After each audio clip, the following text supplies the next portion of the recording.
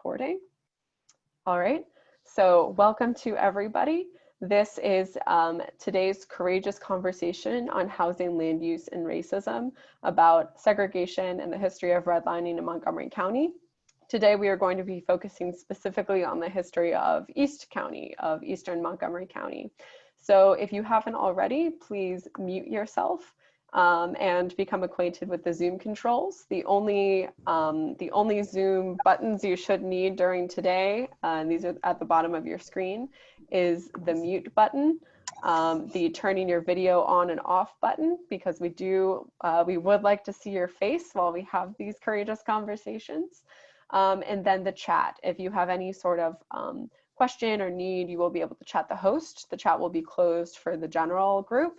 But if you have a question to ask the host, which is either me or Alicia from Challenging Racism, you will be able to do that. To go to the agenda, a brief overview of today's agenda. This event runs from 1 p.m. to 4 p.m. We're going to start with a welcome from Celeste James of Kaiser Permanente, who I'll introduce in a minute. Then we'll have the main program from Challenging Racism. At 3 p.m. we will have some voices from Montgomery County, stories from people who grew up in Montgomery County about their life here. Then I will give a brief presentation about where do we go from here.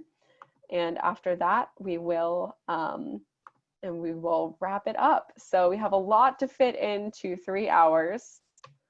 And because of that, there's a few housekeeping. No bathroom breaks. So if you need to go to the bathroom, we understand if you step away from your screen for a moment. And as I mentioned, if you have any questions, please use the chat to reach out to either myself or Alicia Jones, who is the Executive Director of Challenging Racism, which is the organization who will be facilitating the events today. My name is Jane Lyons. I am the Maryland Advocacy Manager with the Coalition for Smarter Growth. We're a regional advocacy nonprofit, and I lead our work in Montgomery County, advocating for better housing, land use, and transit policy. And then we have a huge thank you to give to our sponsor, Kaiser Permanente. Without, we would not be able to have these events. So a huge thank you to Kaiser Permanente for their support of these events. And also to our planning committee, which is made up of representatives from all of these 3 organizations, as well as community members. And you can learn more about the members of our planning committee in the participant materials that you were sent ahead of time. So I would like to hand it over to Celeste James from Kaiser Permanente. She is the Executive Director of Community Health for Kaiser Permanente of Mid-Atlantic States. And Kaiser Permanente is dedicated to providing quality healthcare and coverage and improving health in communities that it serves in the Washington, D.C., Maryland, and Northern Virginia area. Celeste oversees community-based programs, grants, and policy advocacy to improve well-being for individuals and families, particularly those experiencing inequities and injustice. So she's going to give us a few brief remarks about our topic today to welcome us and to kick us off. So I will stop my screen share and I will hand it over to you, Celeste. Okay, wonderful. So you can hear me okay? Yes, I can. All right, thank you very much. Well, welcome everybody. We're so glad to see you and so glad that you decided to spend your several hours on a Saturday with us for this important conversation. I want to thank you, Jane, very much, at you and the Coalition for Smarter Growth for organizing this event, and Marty Swaim and your team at Challenging Racism for your research and the presentation that you're about to make. And I especially want to thank all the community leaders who contributed your time and your expertise and your personal experiences to planning this event and to presenting at the workshops today. Amidst the tumult of the past several months in our nation, in our world, one of the positive aspects of this has been the deep and serious reckoning with the legacy of racial inequality that has characterized the United States even before its founding. Across health, wealth, education, law enforcement, housing, and more, we see racial disparities that are driven by race inequities and structural racism. So while our conversation today is going to focus on housing, all of these areas that I just mentioned where we see disparities are connected to one another. At Kaiser Permanente, you just heard that we provide high quality health care and health coverage. We're one of the nation's leading health systems. And we provide this care and coverage to 12 million people across the country and nearly 800,000 here in this DC region. And we sponsored these courageous conversations because we know that access to healthcare and coverage is simply not enough. We've got to, as a health system, we really have to understand and continue to invest in a number of ways in the links between housing stability, education, wealth creation, and health. So I want to just provide some data just for some context here as we begin this conversation. In 2019, only 41.8% of all Black households were homeowners, as compared to 71.9% of white households. And this is significant because the overwhelming majority of homeowners can build wealth every month as they gain more and more equity in their property. And then at death, they pass that wealth on to their heirs. So inheritance often provides the next generation the cash for a down payment on their next homes. And that's the way the cycle of wealth, and on the flip side, wealth disparities continue. I want to share something that was recently published by the real estate company Redfin, which I think is very telling and will help us to think through these conversations that we're about to begin.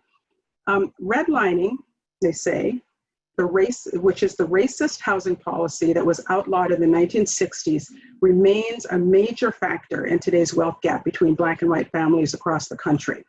The typical homeowner in a neighborhood that was redlined for mortgage lending by the federal government has gained 52% less, or $212,000 less in personal wealth generated by property value increases than someone in a green-lined neighborhood over the last 40 years. That was a little clunky, so let me say it again. The typical homeowner in a neighborhood that was redlined by mortgage lending by the federal government has gained 52% less, which is the equivalent of about $212,000 less in personal wealth that's generated by property values than those who live in green-line neighborhoods. Black homeowners are nearly 5 times more likely to own in a formerly red-line neighborhood than in a green-line neighborhood, resulting in diminished home equity and overall economic inequality for families. So today we're going to explore the ugly history of segregation and redlining in Montgomery County. And for anyone who thinks that this is no longer a problem, thanks to the passage of the Fair Housing Act of 1968, we want you to think about the generational transfer of wealth. Black families who were precluded from owning homes in the years preceding 1968 never accumulated the wealth necessary to help their children to buy homes in the 70s, 80s, 90s, and even today. The residential pattern of segregation established in the first half of the 20th century continues to directly affect who gets to live where and why today. And as we know, where you live affects where your children go to school and ultimately their life opportunities. So all of these things are connected.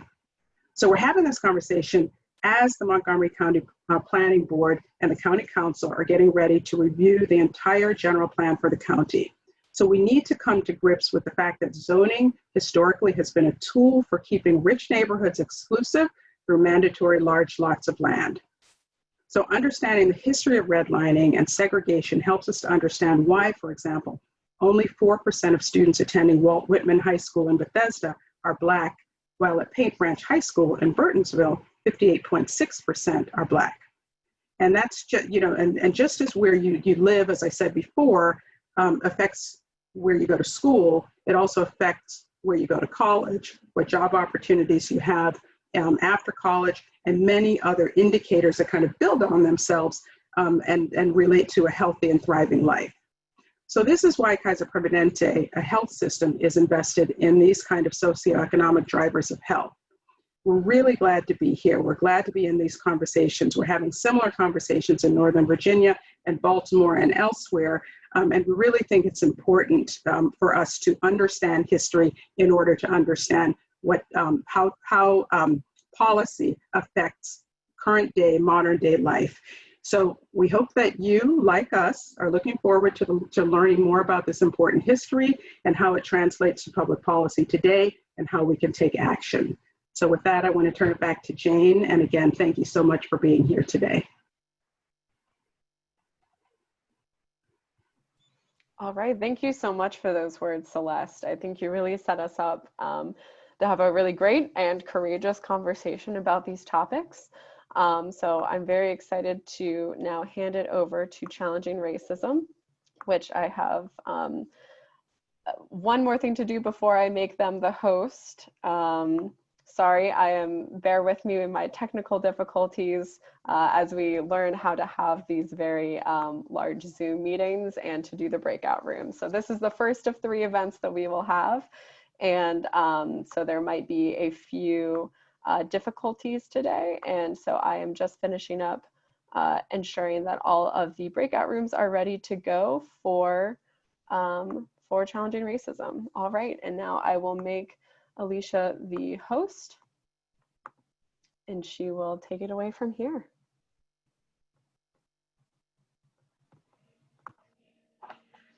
Good afternoon. My name is Dawn Kaiser, and I will be one of your facilitators today from Challenging Racism. I would like to extend my thanks also to Jane and Stuart from the Coalition of Smarter Growth, and also to Celeste James and George Leventhal from Kaiser Permanente to invite us to be a part of this important conversation. I'm especially grateful for the context that Celeste James gave us in terms of how important the structural underpinnings of racism are in terms of defining opportunity, access, and the accumulation of wealth, education, access to healthcare, all those other things. As we begin our meeting today, I would like to acknowledge the land. We recognize and remember the people, the native people who were removed from the place on which we presently sit. Those groups included the Piscataway, the Anacostank, the Pamunkey, among other tribes. We also recognize and remember the enslaved Africans and their descendants separated from their families and native lands by force and made to labor under harsh conditions to raise and harvest crops, build buildings and roads in much of our regions. And with that acknowledgement, just a little bit of background. Challenging Racism was a part of and connected with the Courageous Conversations initiative in Arlington Public Schools. I began having conversations with teachers when I was a teacher in the Arlington Public School System 16 years ago, and continue that work today with faith-based groups, with administrative groups, with businesses, and we are so happy to be with Montgomery County today. I am joined by Alicia Jones-McLeod, our Executive Director, and 3 other facilitators. And I'm going to invite the facilitators to introduce themselves. Judith, could we begin with you? Judith Knight. Hey, thank you, Dawn, and welcome to all the participants, and thank you for sharing this time with us.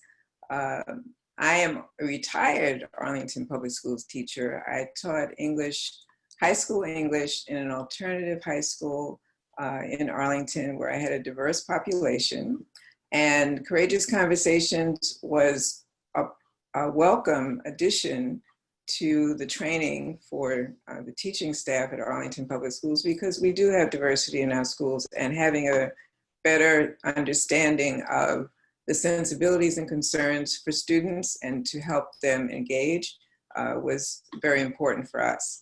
I became familiar with Challenging Racism through that experience, and did the Learning How conversations a few years ago and trained to be a facilitator last year. So I look forward to having this conversation. I believe being able to impact your spheres of influence and move in an active way to recognize and dismantle racism is essential. So I'm grateful that we're here and look forward to the interaction today. Thank you.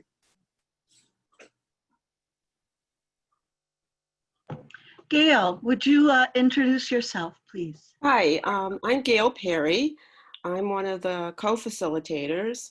I go by the pronoun she, and I live in Arlington, Virginia.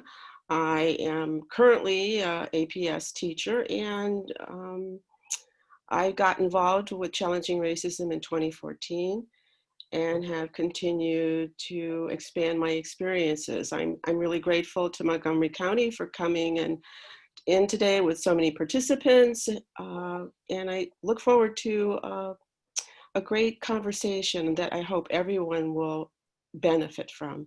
Thank you. Ariadne. Yes, thank you, Dawn. Good afternoon, everyone. My name is Ariadne Girk, and my pronouns are she and her. I have been a facilitator with Challenging Racism for the past 3 years, and I work as an attorney for the federal government. I'm so grateful to be here with you today with Montgomery County to discuss race and housing policy. Through my work in this space, I've been personally motivated by helping others to gain a deeper understanding of our collective history in order to begin the repair wrought by our painful past. I've experienced that when we come together in community like we're doing today and support each other with open-hearted listening, we can heal from our disconnection and be reunited with our shared humanity. And with that foundation, we'll be grounded in working for and achieving sustainable and equitable outcomes for all people. Thank you. Thank you, Ariadne. Alicia, would you like to say a word? Good afternoon, everyone. I'm Alicia Jones-McLeod, Executive Director of Challenging Racism, and I'm really thrilled to be a part of this today. Thank you very much for attending. I'm going to toss it back to Dawn. Thanks so much. We've got a full couple of hours ahead of us, and I just wanted to go over a couple of guidelines in terms of how we will conduct our conversations together. On our conversational guidelines found in your participant packet, please speak from your truth and your experience. Use iMessages. We expect that at points these conversations may be uncomfortable. So experience discomfort. We think that talking about race does not create divisions. Talking about race can open doors. Accept and expect non-closure. Our goal is not to come up with the final plans today, but this is an ongoing conversation. And then as we speak together, we encourage you to step up and step back, be sensitive to the airtime so that all of our participants have an opportunity to listen and to speak as we do our work together. We're going to be talking a little bit about our housing stories initially. And for this, we're going to be breaking up into small groups. And in these small groups, we'll have an opportunity to both introduce ourselves and also to reflect on our own housing stories and some of the history behind that. So with that introduction, we're going to break up into small groups and continue from there.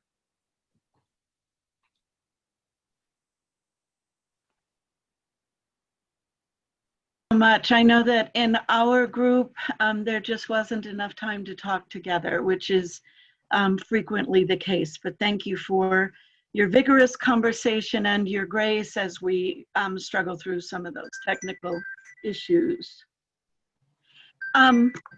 Oh, stop, phone. So next, we would like to talk about just a couple of the definitions that we are working with today. So for that, I would like to turn it over to Judith, please.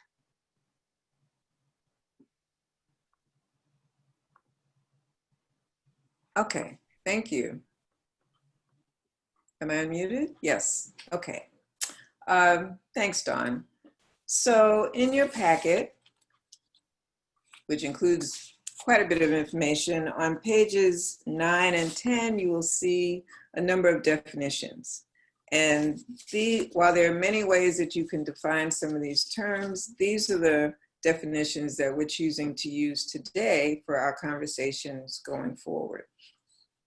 We're not going to go over each of them, but we did want to highlight a few of them that we wanted to make sure you were mindful of. The first one is racism.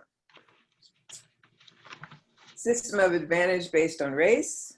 Racism, like other forms of oppression, is not only a personal ideology, but a system involving cultural messages based on racial prejudice, institutional policies and practices, and the beliefs and actions of individuals. So a lot of people think of racism as an individual action. I think what we're trying to emphasize is it is institutional, at least as much or more than it is individual. Structural racism. A system in which public policies, institutional practices, cultural representations, and other norms work in various, often reinforcing ways to perpetuate racial group inequity. It identifies dimensions of our history and culture that have allowed privilege associated with whiteness and disadvantages associated with being Black. So again, I think this is sort of a reckoning moment where institutional racism is coming to many other people's awareness, other than people of color who've always been aware of it. White privilege or white advantage. A variety of opportunities and preferences assigned to white people because of their race, which are unavailable to people of color. These advantages bestow power on white people, whether white people intend it or not. So if you have a culture of structural racism, in the case of the United States, it's also white supremacy. So the last is anti-racist. A person who rejects the dominant social constructs of race and racism and of white supremacy ideology, and who takes action against this construct in the belief that eliminating oppression will benefit both white people and people of color. Okay, so all of the definitions, of course, are helpful, but we wanted to call your attention particularly to those. Okay, Dawn, thank you. Thank you. Mm-hmm. Thank you, Judith. At this point, we're going to look together at a video called Race, the Power of an Illusion, the House We Live In, which is a video, a three-part series, a portion of a three-part series that gives some information about the structural underpinnings, the federal policies that were implemented that created neighborhoods particularly at the end of World War II. It tells the story of GIs returning from the war and the ways in which Black GIs were treated differently than white GIs. And so with that, we're going to pay attention to how our neighborhoods were formed.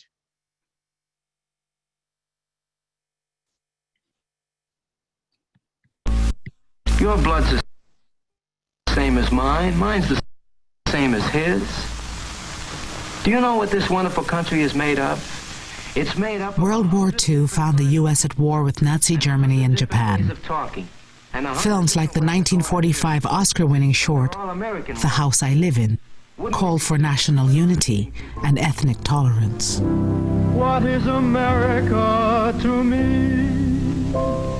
A name. And these other distinctions which had carried so much power in an earlier period Celt, Slav, Anglo-Saxon, started to fade away. They had no purchase because those distinctions didn't seem to hold the key to any social questions that were worth answering anymore. The more important and more pressing political social questions seemed to hinge on black and white. All races and religions. Sinatra's song was one of tolerance, but the line that sang of "my neighbors black and white" was cut from the film. So long, man.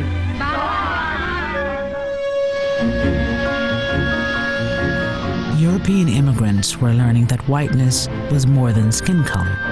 It was the privilege of opportunity, and above all, exclusive.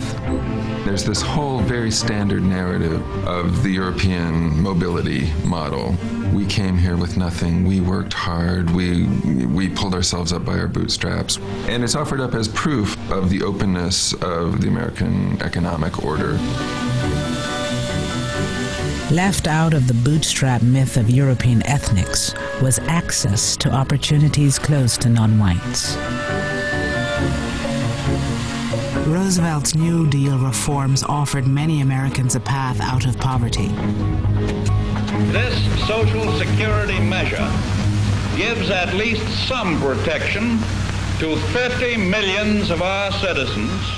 But the original Social Security program excluded farm workers and domestics, most of whom were non-white. And many unions locked blacks and Mexicans into low-paying jobs or kept them out altogether. But perhaps the best example of how European ethnics would finally gain the full benefits of whiteness came with an innovation in housing at the end of World War II.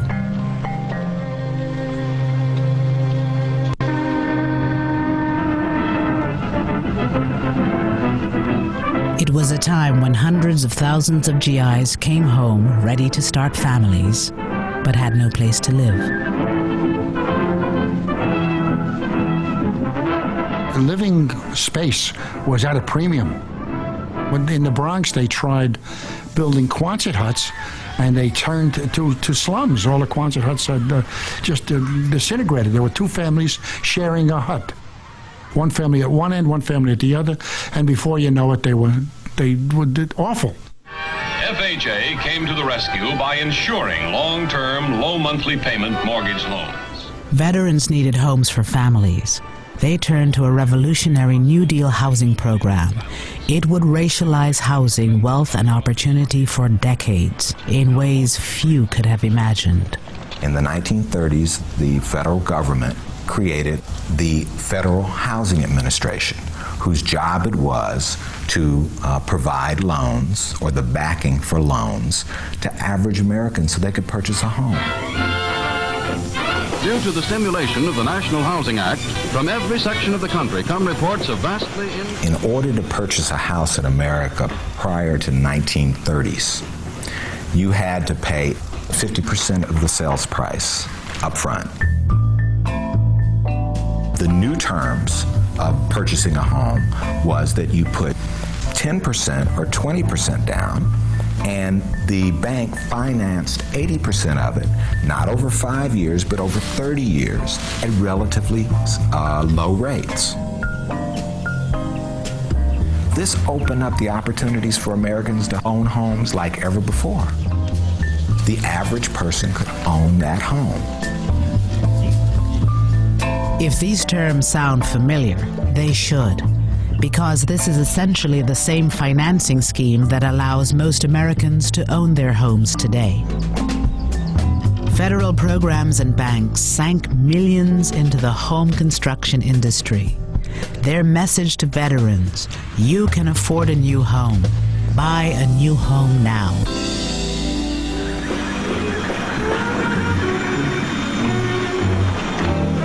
On the outskirts of Baltimore, Memphis, Chicago, Los Angeles, Denver, and other cities, brand new communities sprang up.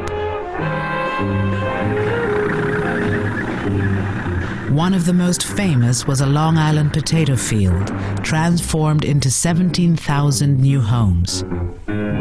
It was called Levittown. Tax dollars helped make the single-family home a mass-produced consumer item. The American dream had a new name: suburbia. You have to remember the people who came here in 1947, 1948 were young ex-GIs whose uppermost concern was taking advantage of the GI Bill and making things better for themselves. Before moving to Levittown, Herb Callisman and his wife Doris lived in a cramped attic apartment in New York City. And when we began to look for an apartment, we found that the apartments were $100, $125, $150 a month. I know that's unbelievable today, but it was too expensive for us.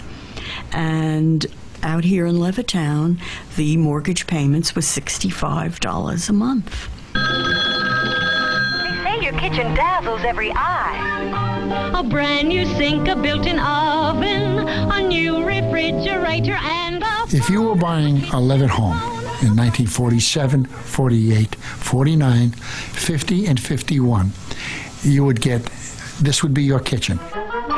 You would get a GE stove, GE refrigerator, and a Bendix wash machine. It would be part of the real estate.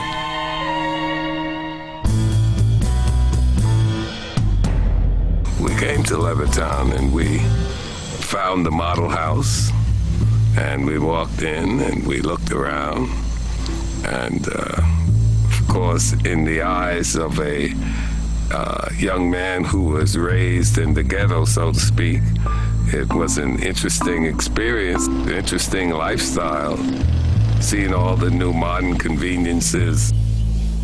Very fascinating. Eugene Burnett came home with almost 1 million other black GIs. They had fought for the country in segregated ranks. They returned hoping for equality and the American dream. For many, that dream was a new home for little money down and some of the easiest credit terms in history.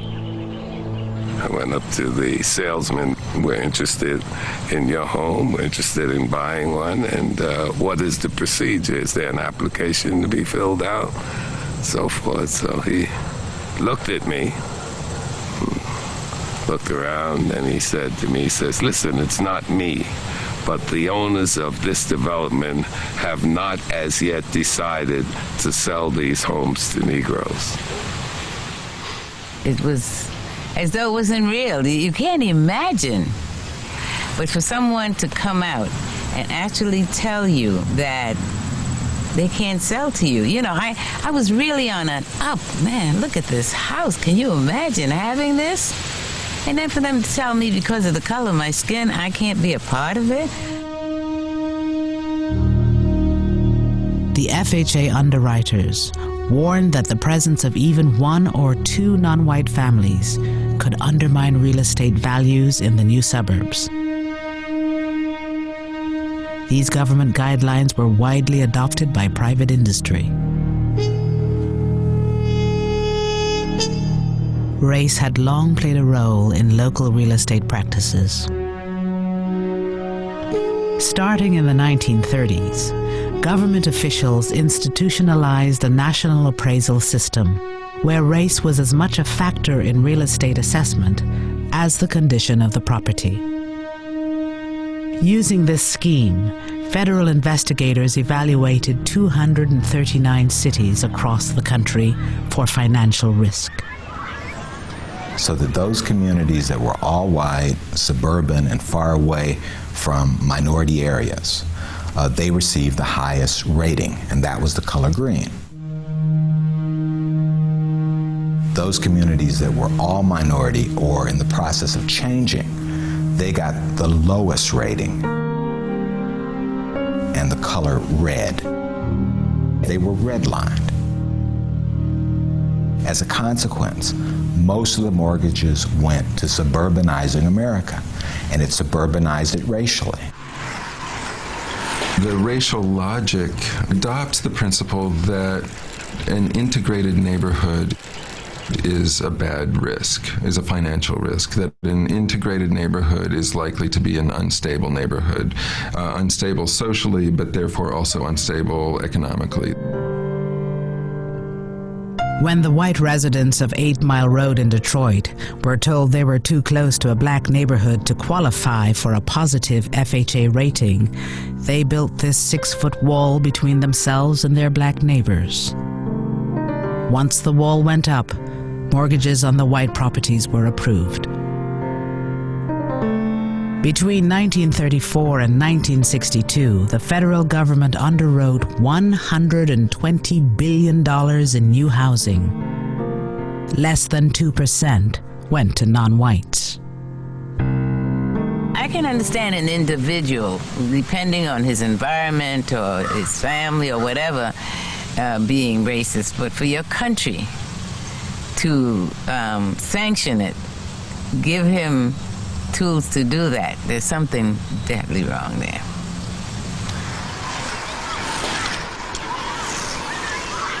I think we had the golden chance after World War II, and we flubbed it, because here we had a GI Bill that was supposed to, that was available to everybody, but in a way they didn't make it available to everybody, and that was a golden opportunity in this country, and we missed it.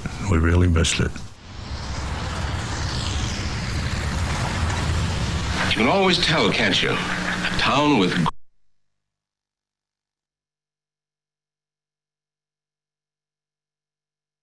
good real estate people is a more substantial community because more people own their own homes. That's right.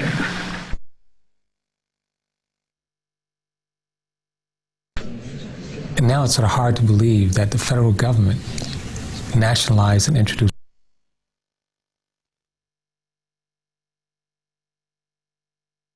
redlining. In a funny way, it wasn't just giving something to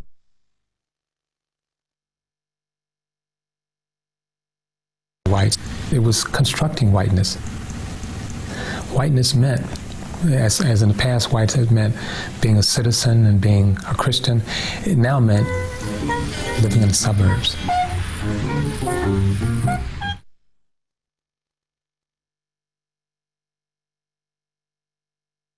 In 1968, President Johnson signed the Fair Housing Act. For the first time, racial language was removed from federal housing policy. Non-white families began moving into traditionally white communities in numbers.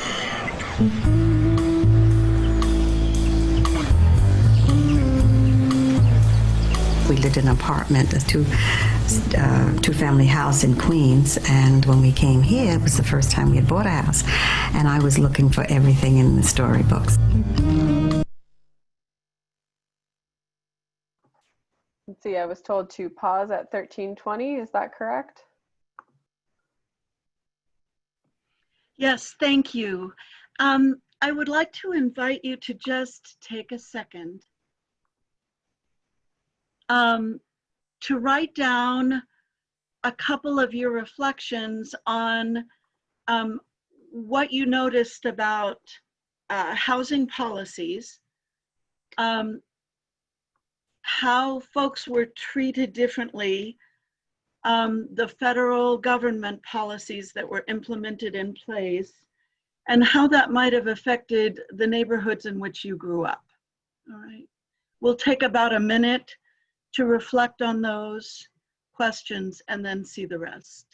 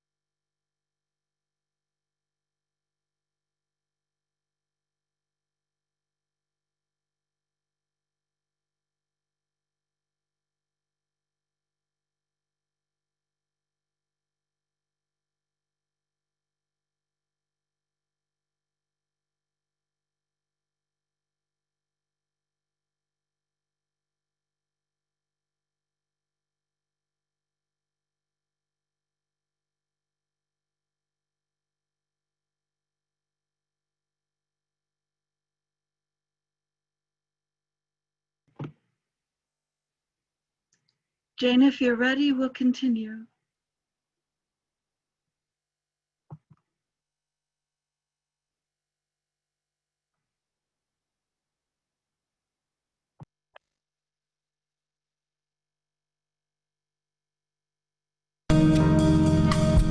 The Frisbees moved from Queens to suburban Roosevelt, only a few miles from Levittown.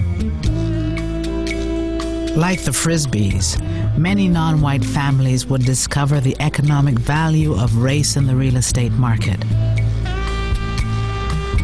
They watched as their homes and neighborhoods in suburbia declined precisely because they had moved into them.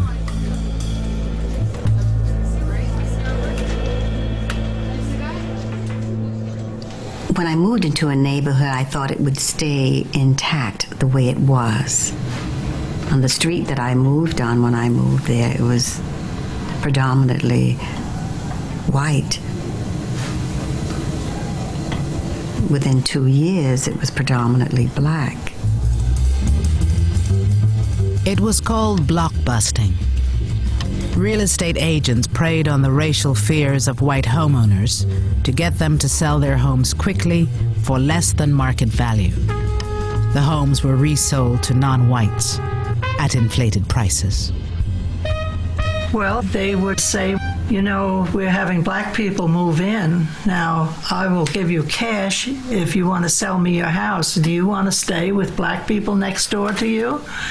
And that's the way it went on. And as Bunny said, a lot of the people just said, yes, I'll take the money and run. And that's the start of the white people leaving. As more black and Latino families moved to Roosevelt, real estate became more and more depressed, just as the FHA had predicted. But why? I have an idea my house is probably worth around 120 in this town. But what it would be worth in Wantor or Garden City or some other place, probably around 200,000 or better. Now you're talking about 80,000. You said to me one time about why do people dislike the blacks? Well, money-wise, there's a reason. Not that you dislike the blacks so much, but you dislike what happens when a community turns from white to black. It wasn't African Americans moving in that caused housing values to go down in Roosevelt and other neighborhoods. It was whites leaving. When a neighborhood, a previously white neighborhood, starts to integrate, even if individual whites don't have personal or psychological animosity or racial hatred, they still have an economic incentive to leave because they recognize that others might make the same calculation and leave first.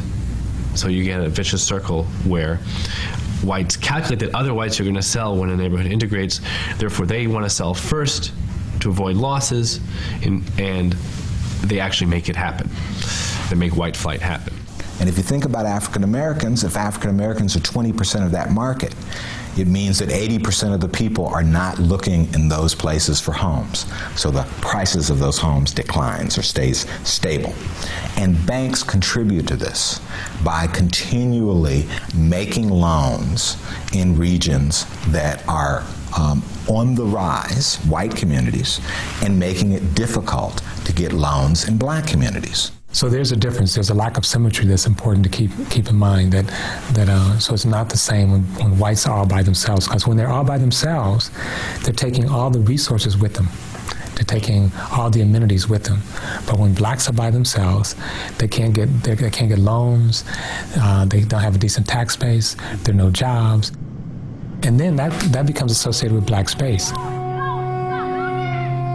In the end, what happened to Roosevelt happens in many neighborhoods when white families and businesses flee. The tax base eroded, schools and services declined. the town was seen by county officials as a legitimate dumping ground for welfare families. At one point, we had explicit laws that says whites are on top and blacks are on the bottom. Today, we have many of the same practices without the explicit language. And those practices are largely inscribed in geography. And so geography does the work of Jim Crow laws. So many people are confused as why after 50 years of civil rights are our schools still segregated? Why are our housing markets still segregated? Why are our jobs still segregated? And again, a lot of this is a function of how we've reinscribed the racial geographic space of the United States. That structure is still what we're living with today.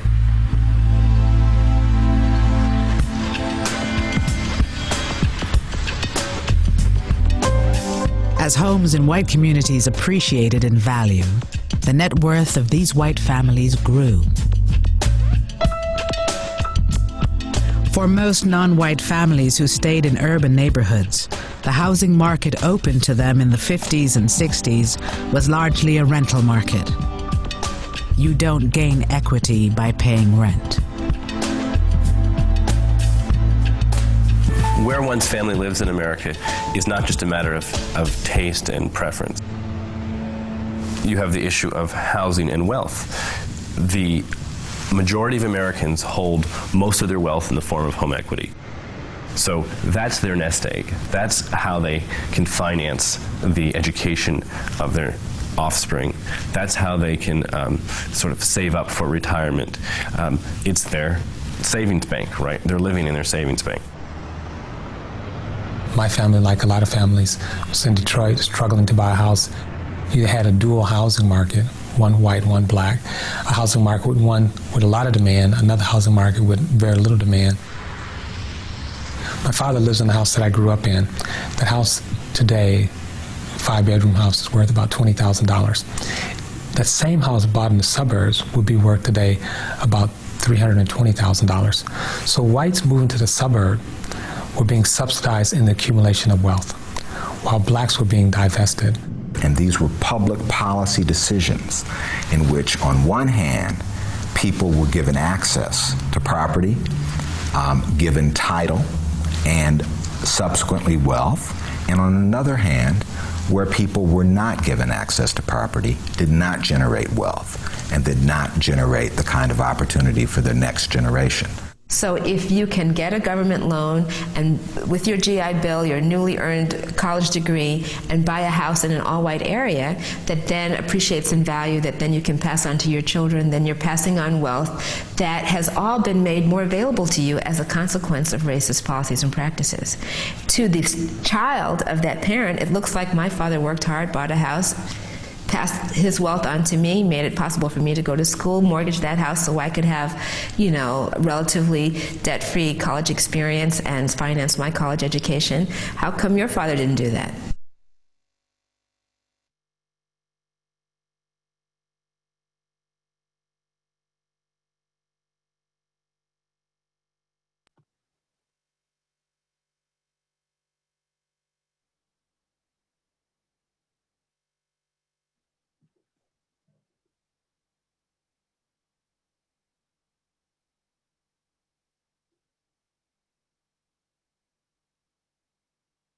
All right.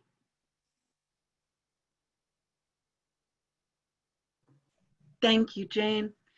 I want to hear from you for a moment.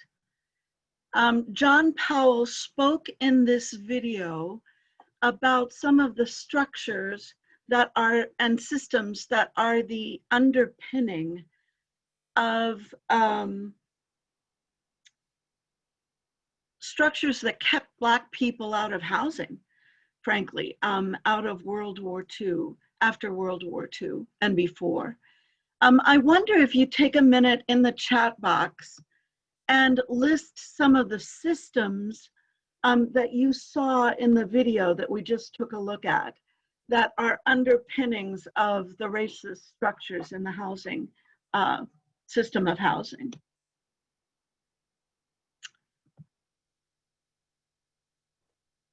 I don't seem to be able to chat to everyone. I'm only being allowed to chat with Jane, Alicia, and Stuart. That is absolutely right. If you can feed some of that information to Alicia, she's going to be able to compile that for us and give us some of that feedback. Thank you.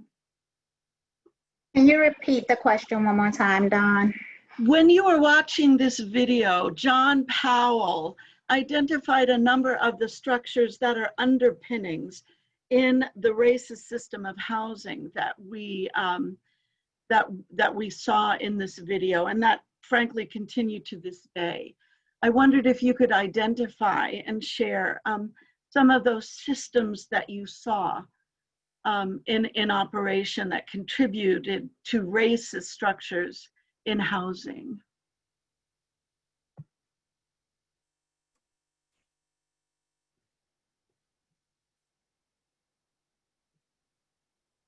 And please chat that to Alicia.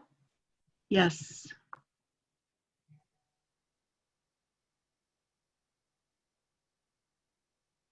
All right, I'm seeing some information. Redlining was part of that structure, the GI Bill. What else did you see? White flight is another one of those. The banking structures, subsidized loans, absolutely.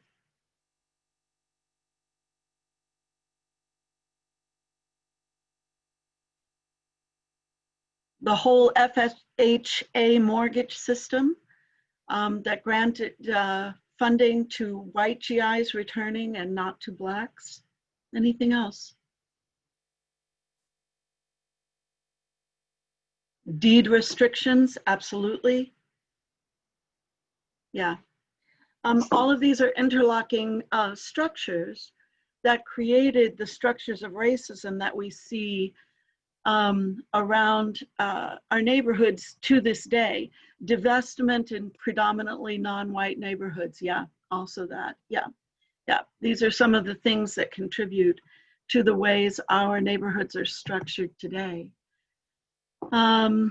Blockbusting, white people to leave as people of color moved in. Yeah, yeah, yeah. You've got a lot of those.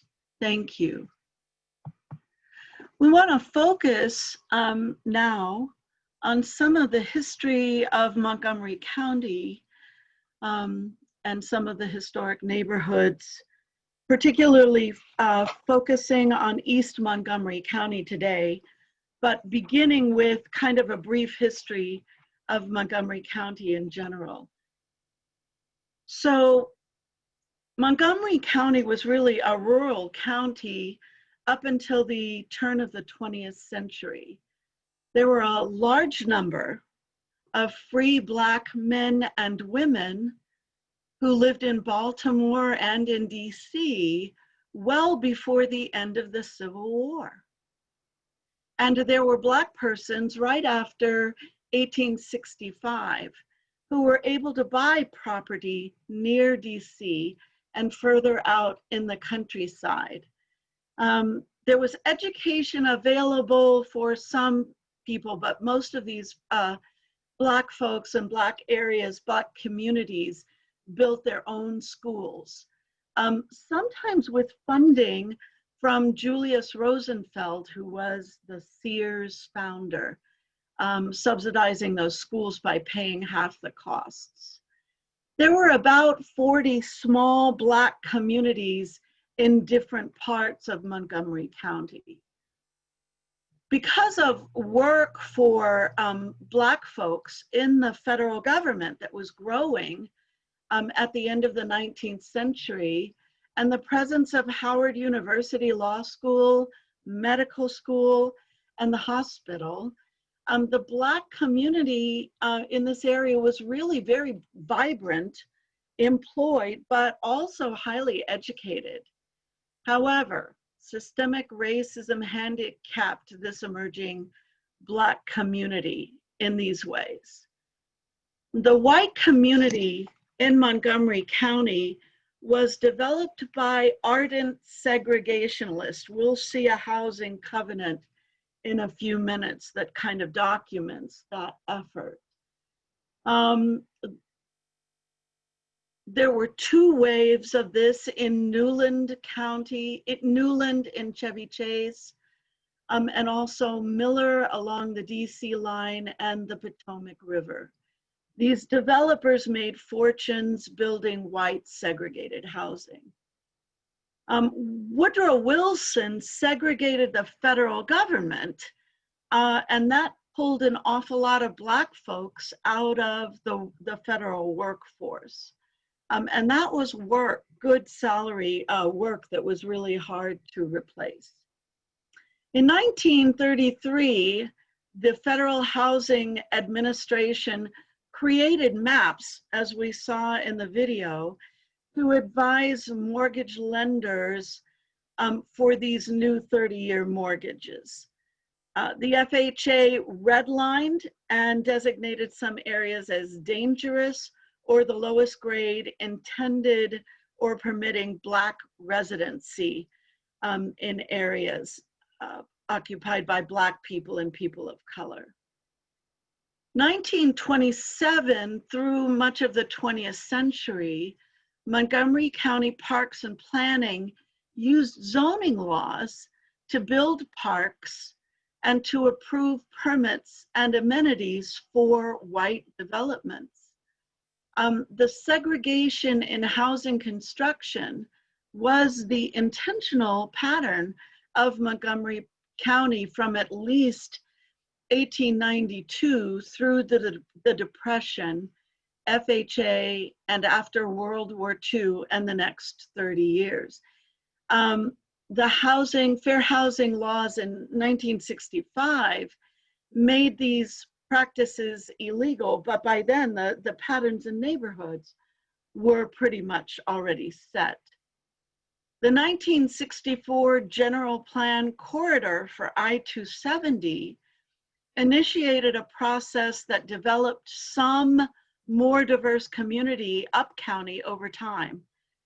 The county 1974 moderately priced dwelling unit program and the federal 1977 Community Investment Act were early active attempts to break patterns of segregation.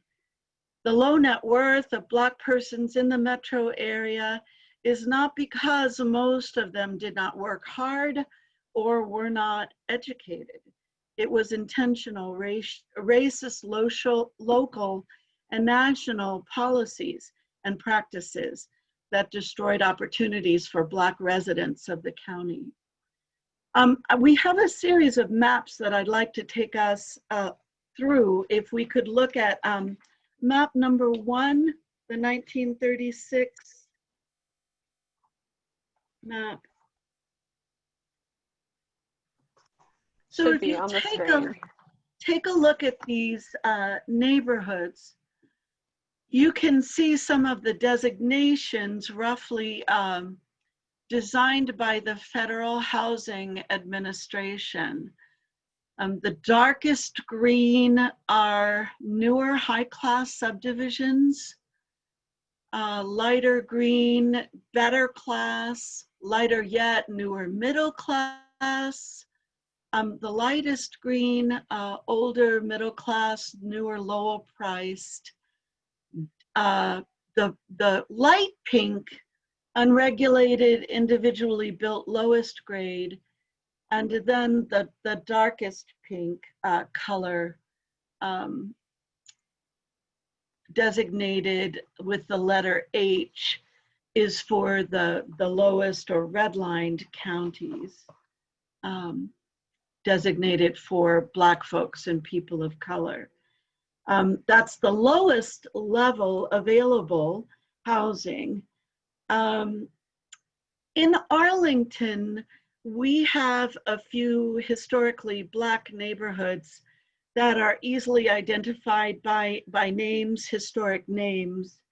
But in Montgomery County, these areas are more designated by a geographic location. So to put this in context of the map, the boundaries are East Silver Spring, bounded by Northdale Drive, Nolte Park, and bounded southward by Tacoma Park and Maple Avenues. So that gives us kind of a context for that housing. In 1853, Littonsville, which was immediately west of downtown Silver Spring, was named after Samuel Lytton, a freedman who bought the land in 1853. And Littonsville, like Scotland, Tobytown, and Kingar, was an area that didn't have paved roads. It didn't have water and sewage service until about the 1960s. It was surrounded by white developments with paved roads, waters and sewers, and electricity provided for or arranged by municipal development during the construction of the surrounding developments. Littonsville includes Talbot Avenue Bridge, built in 1918, and it covers a CSX crossing, which was the only connection between earliest 20th century, a connection between Black Littonsville and white North Side neighborhood that's now called Rosemary Hills.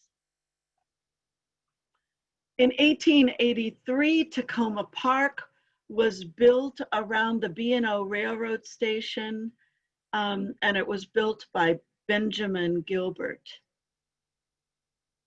In 1902, the Silver Spring areas enacted more than 50 racially restrictive covenants that prohibited owning or renting the whole or any part of any dwelling or structures there. In 1921, Colonel Edward Brooke Lee, East Montgomery County developer and politician, attached racially restrictive covenants to all of his suburban properties.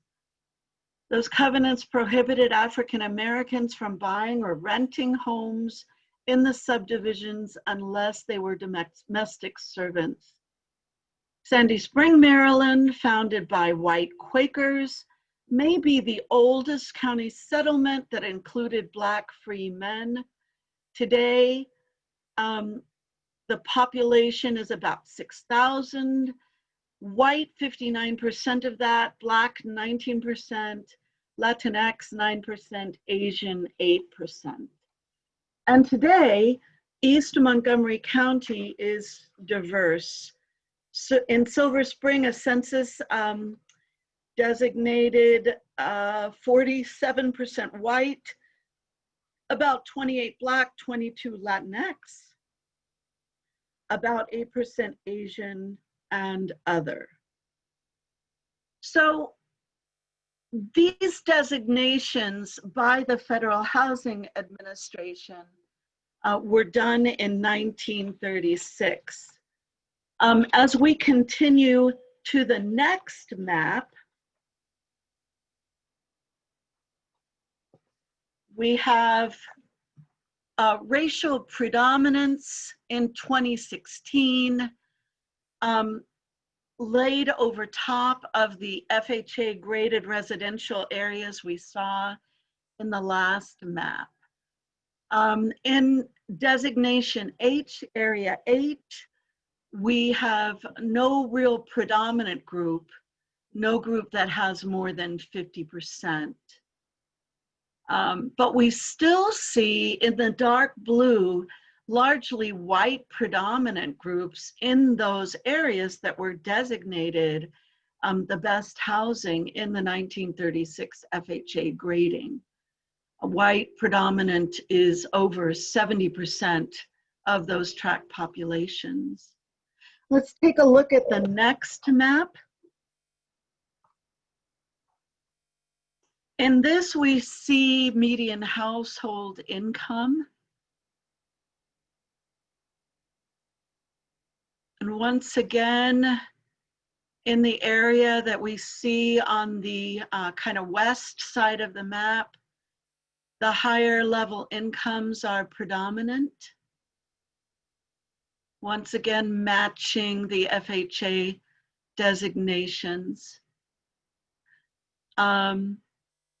We see more of the lower income areas on the eastern side of the map, with some of that concentration in the H section as before, some of the in the E section, as you can see.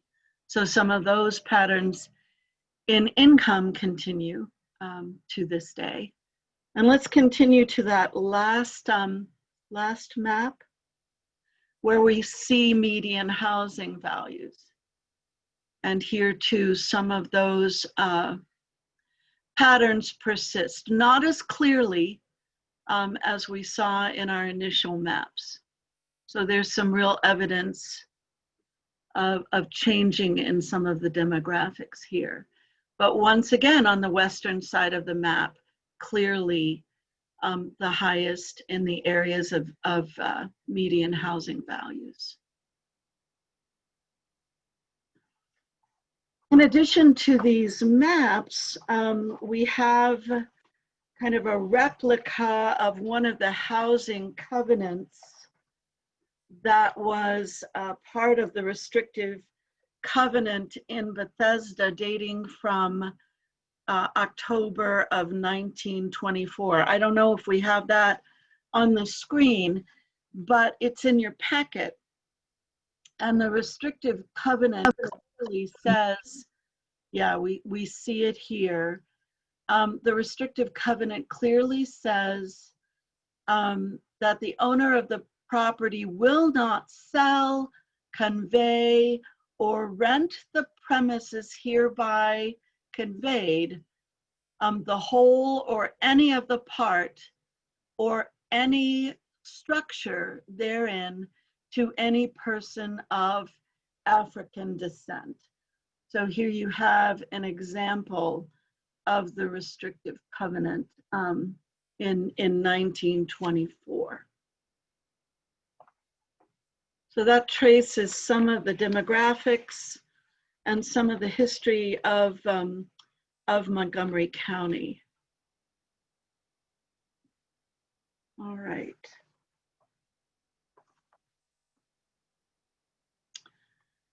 So as we continue, we're going to break into our small groups again. And at this point, we would like to give you an opportunity to discuss what you saw in the video, The House We Live In, and also what you saw in the maps and heard about the history of Montgomery County, and how the structures that you've identified kind of have underpinned the demographics and the housing patterns that we see in Montgomery County historically and till today. So Jane, are we ready to break into our small groups again? We sure are. Excellent, excellent, excellent. All right, so I'm gonna hit the button and then you should automatically be taken to the takeout room or to the breakout room that you were in before. But if not, then there should be something that pops up. You'll just click to say that you will go to the breakout room. All right. Thank you, Jane. Thank you, Dawn.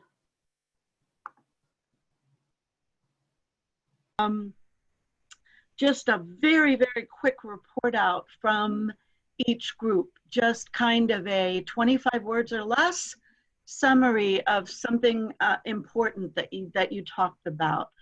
Do I have a volunteer from group one, my group?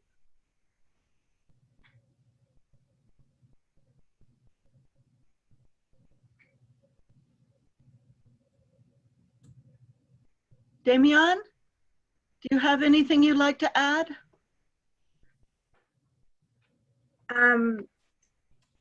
What we mentioned in the group, we just talked about systemic racism, institutional racism, how the troops coming back from the war were treated, and that set off not a trend, but that just set something in place for Black people to have to start sort of behind a wall when it came to building any type of generational wealth or any type of leaving a house to your family.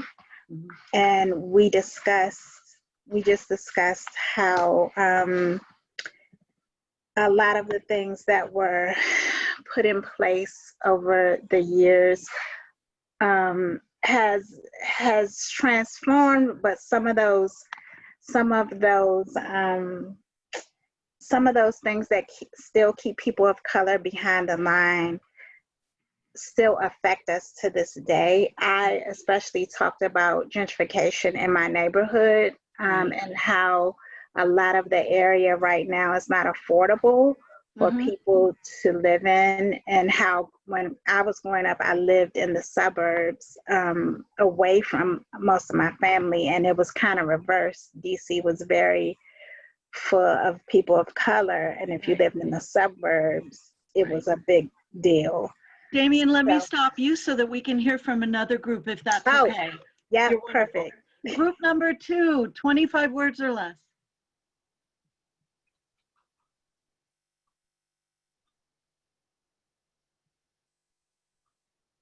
I'm not sure we know which groups we are. Oh, that's yeah. Judith's group. Oh no, I'm 3, but we'll take it. That's fine. Judith. Yeah. Do we have anyone? I don't know if anyone wants to volunteer, but one of the points that was recently made by Pamela, who is part of the Planning Commission, I believe. Pamela, did you want to make your point? Actually, I'm not sure exactly point you want me to expound on. You were mentioning the subdivision versus individual. Right. I guess I did a little bit of an explanation of just one of the maps, the original FHA map from 1936. The fact that it was it's only a down county data that we have, and the maps are graded by the A through H, and it's it comes from an underwriting manual that's very it's over 600 pages. It's very detailed as far as the grading goes, and part of it is like the maps are trying to take descriptions that are from chapters into a grading scale that's like H and then 6 or 8 words. So one of the distinctions in the grades is that the A through F goes through for subdivisions typically, as opposed to individuals constructing housing for the G's and the H is one distinction in that map that may not have come across. I think that may have been the point that Judith was speaking to. Thank you. Thank you. I appreciate that. As I'm looking at my watch, we are 5 minutes into the next section of the program. Jane, do we have time to hear from the other groups, or maybe at the end? I think maybe at the end would be best. All right. So for now, we'll put a pause on that. And it sounds like you all had really fascinating conversations with one another. So that's exciting. And now I want to hand it over to Council Member Tom Hucker, who is the district council member for District 5, which encompasses a lot of East Silver Spring. He serves as the chair of the Transportation and Environment Committee on the council, and is also sitting on the Public Safety Committee. So he's going to give a few of his thoughts and reactions on the topics that we're talking about today. So thank you for being here, Tom. Thanks so much, Jane and Stuart and everybody who put this great program together. Yes, Jane told you where I serve. I also am vice president of the council this year, and we see so many of the issues that we're talking about today up close and personal when we're talking about transportation and environment, and also when we're talking about public safety, since we're having this huge national conversation on public safety right now. The tragic killing of George Floyd obviously has launched this entire national conversation in an unprecedented way about many of the racial inequities that all of us have lived with all of our lives, and the discriminatory policies and laws that have been around for generations. And certainly for the first time in my lifetime, all the bestsellers, if you look at the bestsellers on the nonfiction portion of the New York Times bestseller list, are all about racism and anti-racism, which is remarkable. It's an incredible national moment that we're living through. And that's why events like today's are so important, because we can't, we don't want to lose any time. We want to do everything we can to use this moment to achieve all the change that we can while America is focused on it. We've had health disparities forever, but the COVID crisis has really put a spotlight on inequities that have existed for generations. Most of the damage, of course, being done by COVID is being felt by our Black and brown communities disproportionately. We know overall that the nation has failed to deal with 400 years of racism and institutionalized structural racism. We've made some progress, but there's a lot of work to be done. And it's very difficult and complex work, as you all know. But part of undoing the legacy of segregation in the county has to come with addressing the legacy of the racism that's built into our housing policy and our zoning policy, and that produced segregation in those areas for generations. If we're going to understand the county we have now and change it in positive ways, we have to understand how we got here. And again, that's why this is so important. The county council has been very vocal and active on this topic for over a year now. Last year, we sponsored the Racial Equity and Social Justice Act. Nancy Navarro led the way on that. All of us co-sponsored the bill and voted for it. And what that does is it adopts an equity framework and takes an equity lens to all the policies that we're passing in Montgomery County. And that's really critical, because we don't have enough time often to focus on the details and of many of the impacts of policies that are proposed and come before us. And routinizing the practice of looking at the racial impact of any proposed policy is going to just make us disciplined about talking about those issues and not unintentionally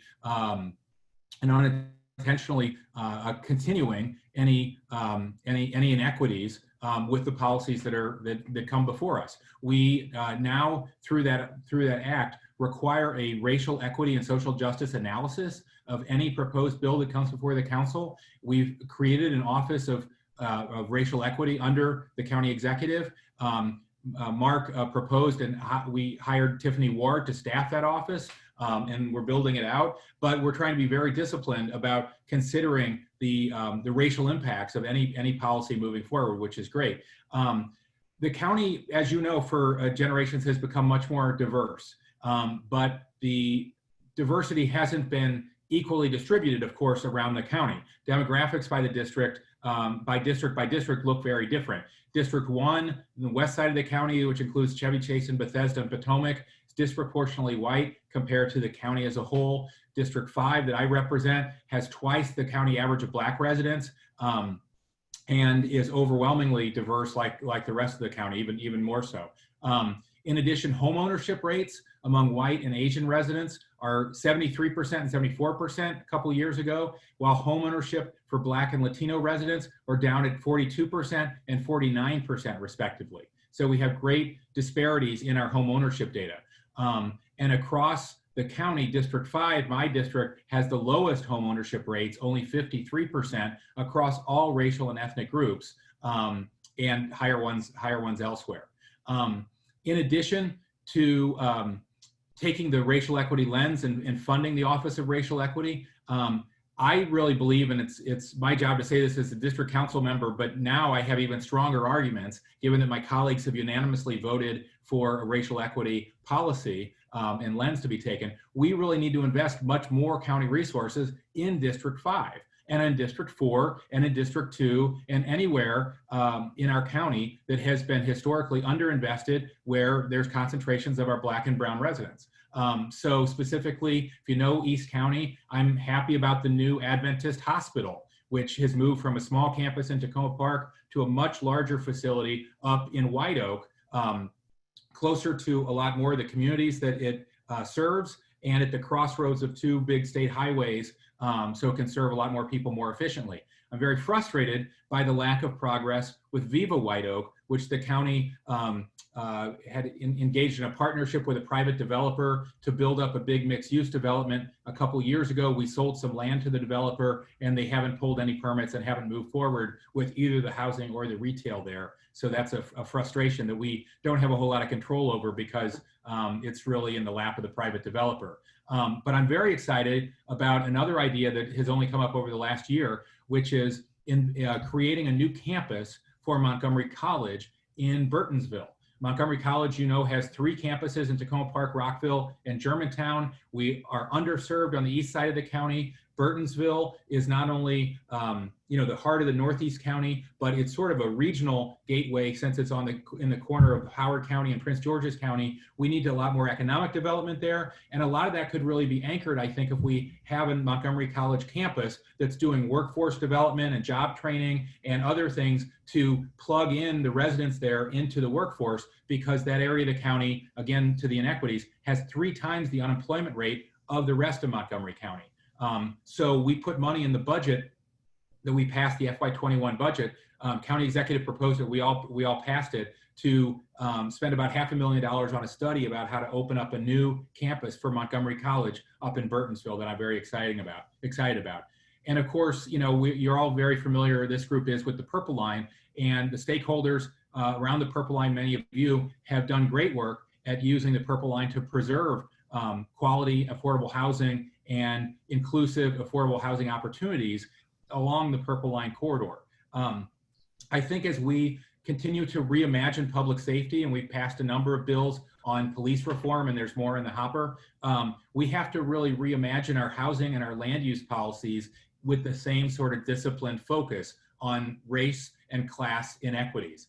We're living through a moment where, for the first time really since the 1960s, the entire nation is talking about this at water coolers, for anybody that's back at work, and at dining room tables.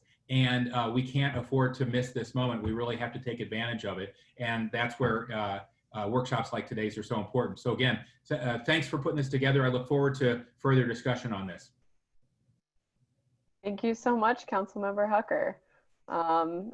We can't clap like we would in person, but everybody can use the React. So yes, thank you so much for taking time out of your day to speak with us. So now we're going to hear, let me share my screen again, there we go, Dan Reed and Robert Stubblefield. And they're 2 community members who are going to share about their experiences growing up in Montgomery County and how these issues have intersected with their lives. So first, Dan is a writer, urban planner, and community advocate. They work with communities all over the United States to make their streets safer, enjoyable, and equitable. And Robert Stubblefield is an accountant, author, and entrepreneur, as well as a spoken word poet who has performed for African royalty. He was born in East Montgomery County, where he continues to live and engage in community activism today. So thank you so much to Dan and Reed. We'll start off with Dan sharing their story.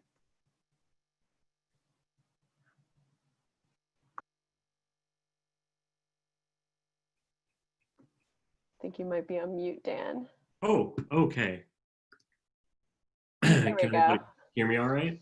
Yes. Well, cool. Well, thank you so much for having me today, Jane, and thanks to Kaiser Permanente for sponsoring this, and for everybody at Challenging Racism for putting together this amazing and incisive presentation. I got to see a version of these materials back in March when we first started talking about this, and I'm really excited that we get to have these conversations here today, and everything that, you know, and to hear everything that was discussed in the breakouts. My family moved here to Montgomery County when I was 3 in 91. We lived in downtown Silver Spring, and we moved out to East County when I was in middle school in 98. And one of the, I think, most vivid memories for me growing up in Montgomery County as a half Black, half East Indian person was learning the mental map that people have of Montgomery County and the way that we talk about different neighborhoods and the way we talk about different schools. When I was in 3rd grade, I was sent to a magnet program up in Rockville at a magnet school there, and very quickly learned, much to my surprise, that I lived on the wrong side of the tracks because I lived in Silver Spring. And it was the first time in my life that I encountered kids from places like Bethesda and Kensington and Rockville and Potomac, and learned about things that I'd never, you know, not that my parents were poor, but I'd just never been exposed to, like summer camps and tutors and stuff. And I worked really hard to fit in with these, you know, mostly white kids in a mostly white program in a mostly white school. But there were all these moments where I realized that, like, I was missing part of the story. I was missing part of, like, the code that people seem to speak in around me. And part of that was the way they talked about where I lived and the way the teachers in my school talked about the way that I lived and treated me because of it. And I thought that going back to middle school in East County, to go back to White Oak and then to Blake for high school, that I would shake that. But in fact, it was very much the same thing. We grow up in Montgomery County and you learn a couple of things. You learn that Montgomery County is very wealthy, and you learn the areas of Montgomery County that are not wealthy and are not desirable. You learn that Wheaton is not safe. You learn that Aspen Hill is not safe. You learn that Langley Park is where Latinos live. You learn that Burtonsville and Damascus are where rednecks live. You learn that Silver Spring is where poor people live. And even kids at Blake, you know, on the eastern side of the county, told these stories and shared the sort of perverse suburban folklore.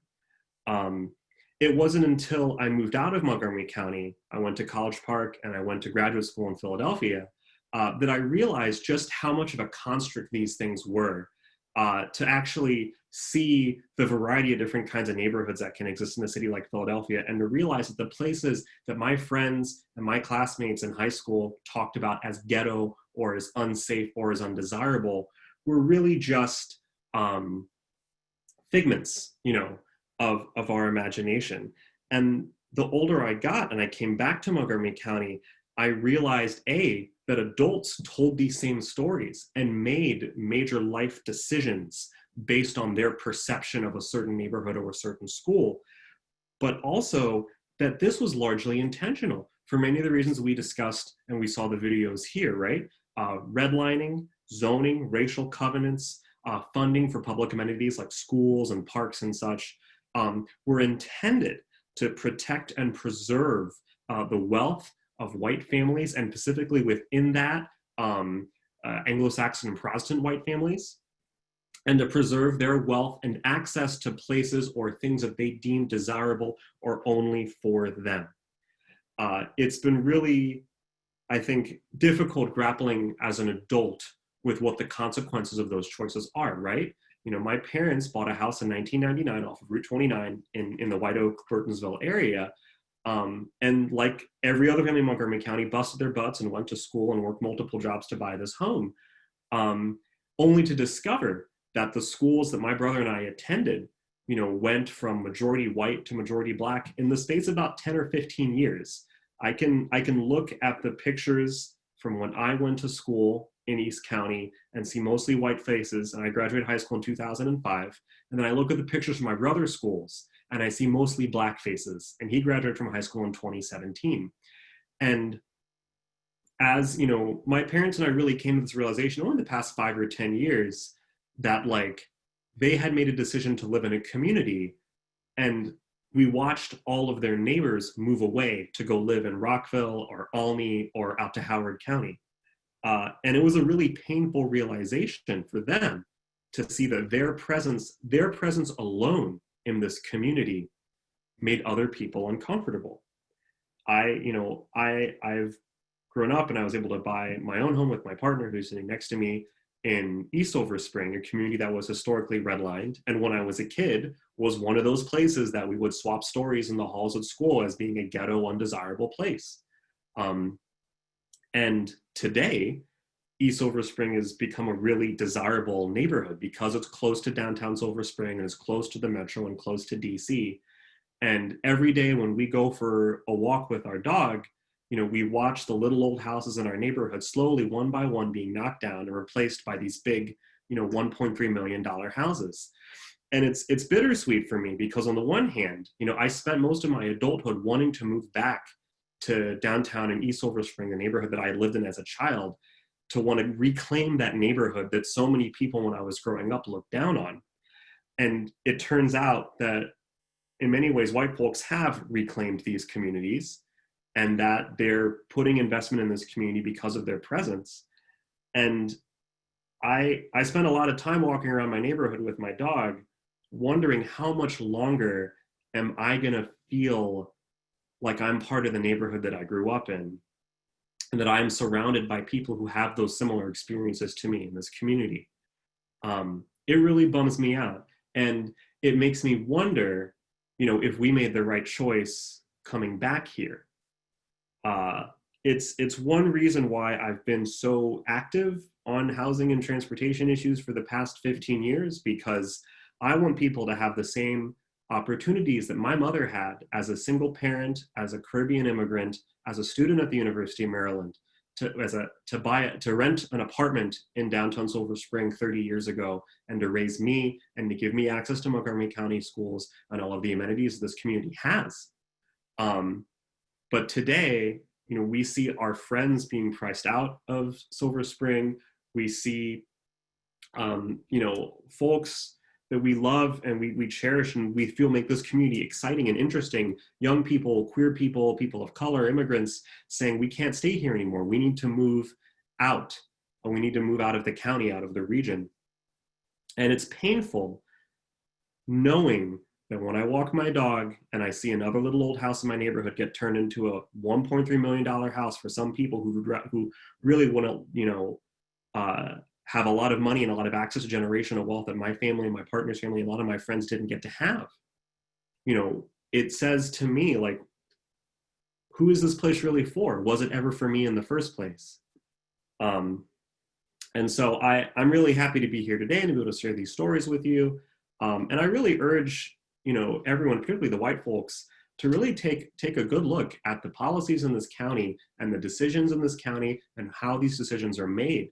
And ask yourself, like, have we really moved on from the legacy of all these things that we've talked about today? Or are we just doing the same things over and over again and telling ourselves the same stories, but with new words? So that's my piece. Thank you so much, Dan. So claps to you as well. And I will now hand it over to Robert, who will share his story. Thank you, Jane. Can everyone hear me okay? Yes. Okay, great. Well, first I want to say... Actually, Robert, if you could speak a little closer. Low. Yeah, if you could speak closer to the microphone, Robert. Your voice is not coming across with the force I know it has. Can you hear me now? Is it good? Okay. Better. Okay, perfect. Oh, first, I just want to say to Brother Dan, thank you for sharing your story. It was very powerful. Thank you all I also want to say thanks for everyone for coming out here on a Saturday. I know it's been long, but the fact that you guys are here, it shows that you guys really care about this issue. So I have lived in East County pretty much my whole life. The neighborhood that I live in is known as the Tamarack Triangle. I like to call it a border neighborhood because on one side it's Randolph Road, and if you go further up, it's Old Columbia Pike. And depending on where you turn on Tamarack, if you turn on Tamarack and you go on Randolph, you're in Colesville. And then you turn another way on Tamarack and you go on Old Columbia Pike, you are in Burtonsville. While my neighborhood, the things I remember about my neighborhood, it was very diverse. It was pretty much Black and Hispanic. But one thing that I always remember that stood out about my neighborhood was police. I remember seeing police, at least one police car every hour on the hour. And I was kind of like, why is that strange? Why are police always coming here in this neighborhood? It wasn't until I got older, that's when started branching out more, I began to realize certain disparities. I remember there are many stories I have, but one story that stands out for me is my junior year. It was spring 2009, and I was running track for Paint Branch High School at the time. And we had a track meet against Walt Whitman that was at Walt Whitman. And I remember the bus ride there, pretty much it went from a more, I guess you can say, quasi-urban environment to like the more idyllic suburbs, like nice houses, nice lawns. And going up to, when we finally approached Walt Whitman, it looked like a brand new school. It looked like everything was up to date. And I remember as soon as we got off the bus to get on the tracks, we could start doing our warm-up laps and get ready to race. I remember the coach at Walt Whitman, I don't really remember their name, look at us, and then he told his entire team, "Don't you dare let those black kids outrun you today." And the thing that shocked me wasn't the fact that he said it, but what shocked me was the fact that, one, was that he was blatant about it, because that was, and two, his other coaches didn't check him on that behavior. Long story short, we smoked them on general principle. That was our way of saying, like, that's how we do it over on the east side. But the other thing that I was observing in between my races at the time was how the buses, the ride-on buses around that area were running like clockwork every 15 minutes. And I remember commenting on the bus ride back with some of my teammates that around our way, we're lucky if the ride-on bus can come every 30 minutes. It doesn't run like clockwork like it does over here in Bethesda and in Potomac. And for me, that was like really strange how it seems like around our way, they're always getting more investment of overabundance of resources, but around our way, we're being told that we don't have enough money for economic development here. We don't have enough money to, we don't have enough money to basically do anything. But I remember something important that around this time for Paint Branch, we were supposed to be getting, after many years, a new school built. But for some strange reason, and to put it in context, I graduated Paint Branch from 2010. So every year, 2006, 2007, 2008, we were told that we don't have enough money to begin construction. But I noticed that somehow, in the midst of an economic crisis, this is 2008, we found money to build a new police station which overlooks Route 29 in New Hampshire. And I remember, like, when the school administrators again came before us in the auditorium and I brought that up, I was like, so why is it that we don't have enough money to begin construction on the new Paint Branch or start at least getting some type of economic development in this region?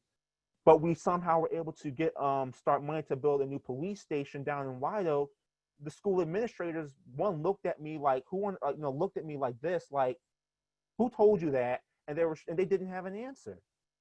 And it was really upsetting to me. It was really upsetting to my mom. And I think I got some time left to give some context. My mom was one of the main reasons why I got into activism and organizing.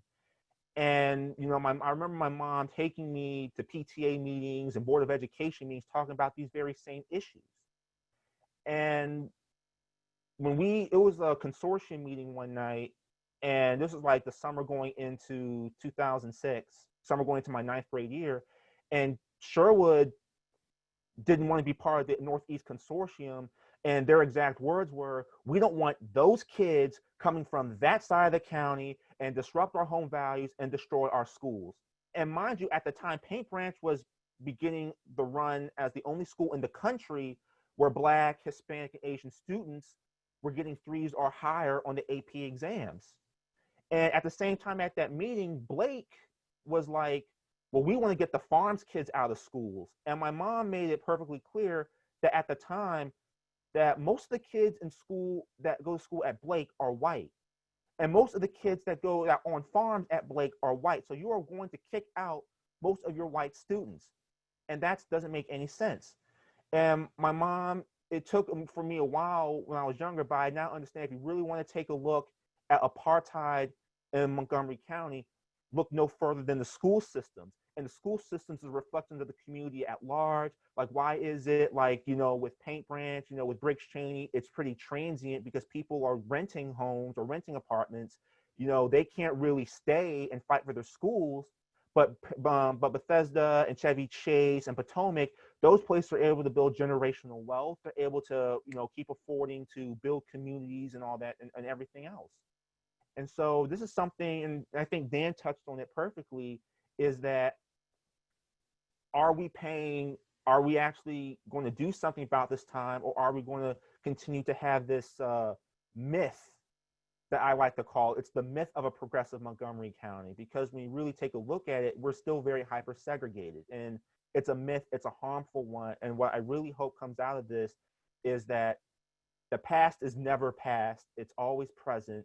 The only thing we got to find out is, are we going to learn from it to do something about it, or are we going to run from it? And I look forward to questions, comments, concerns, and thank you all once again. Thank you so much, Robert. So everybody is clapping, even if they're on mute, clapping for you sharing your story. Thank you so much to both Robert and Dan for being willing to share your story, and also for being two members on our planning committee to helping us put together this event. So your input has been extremely valuable, and I'm glad that both of you could be a part of this process. So now we're going to do a brief Q&A. If you have questions for Dan and Robert about what they talked about, if you want them to expand on anything, you can send your questions to Alicia Jones, ED Challenging Racism, using the chat function, and then she will help us to sort those questions.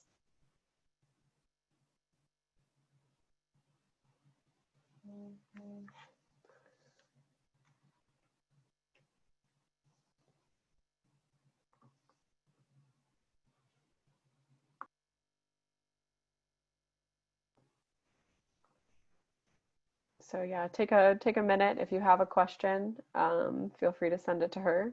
If you don't, that's also all right.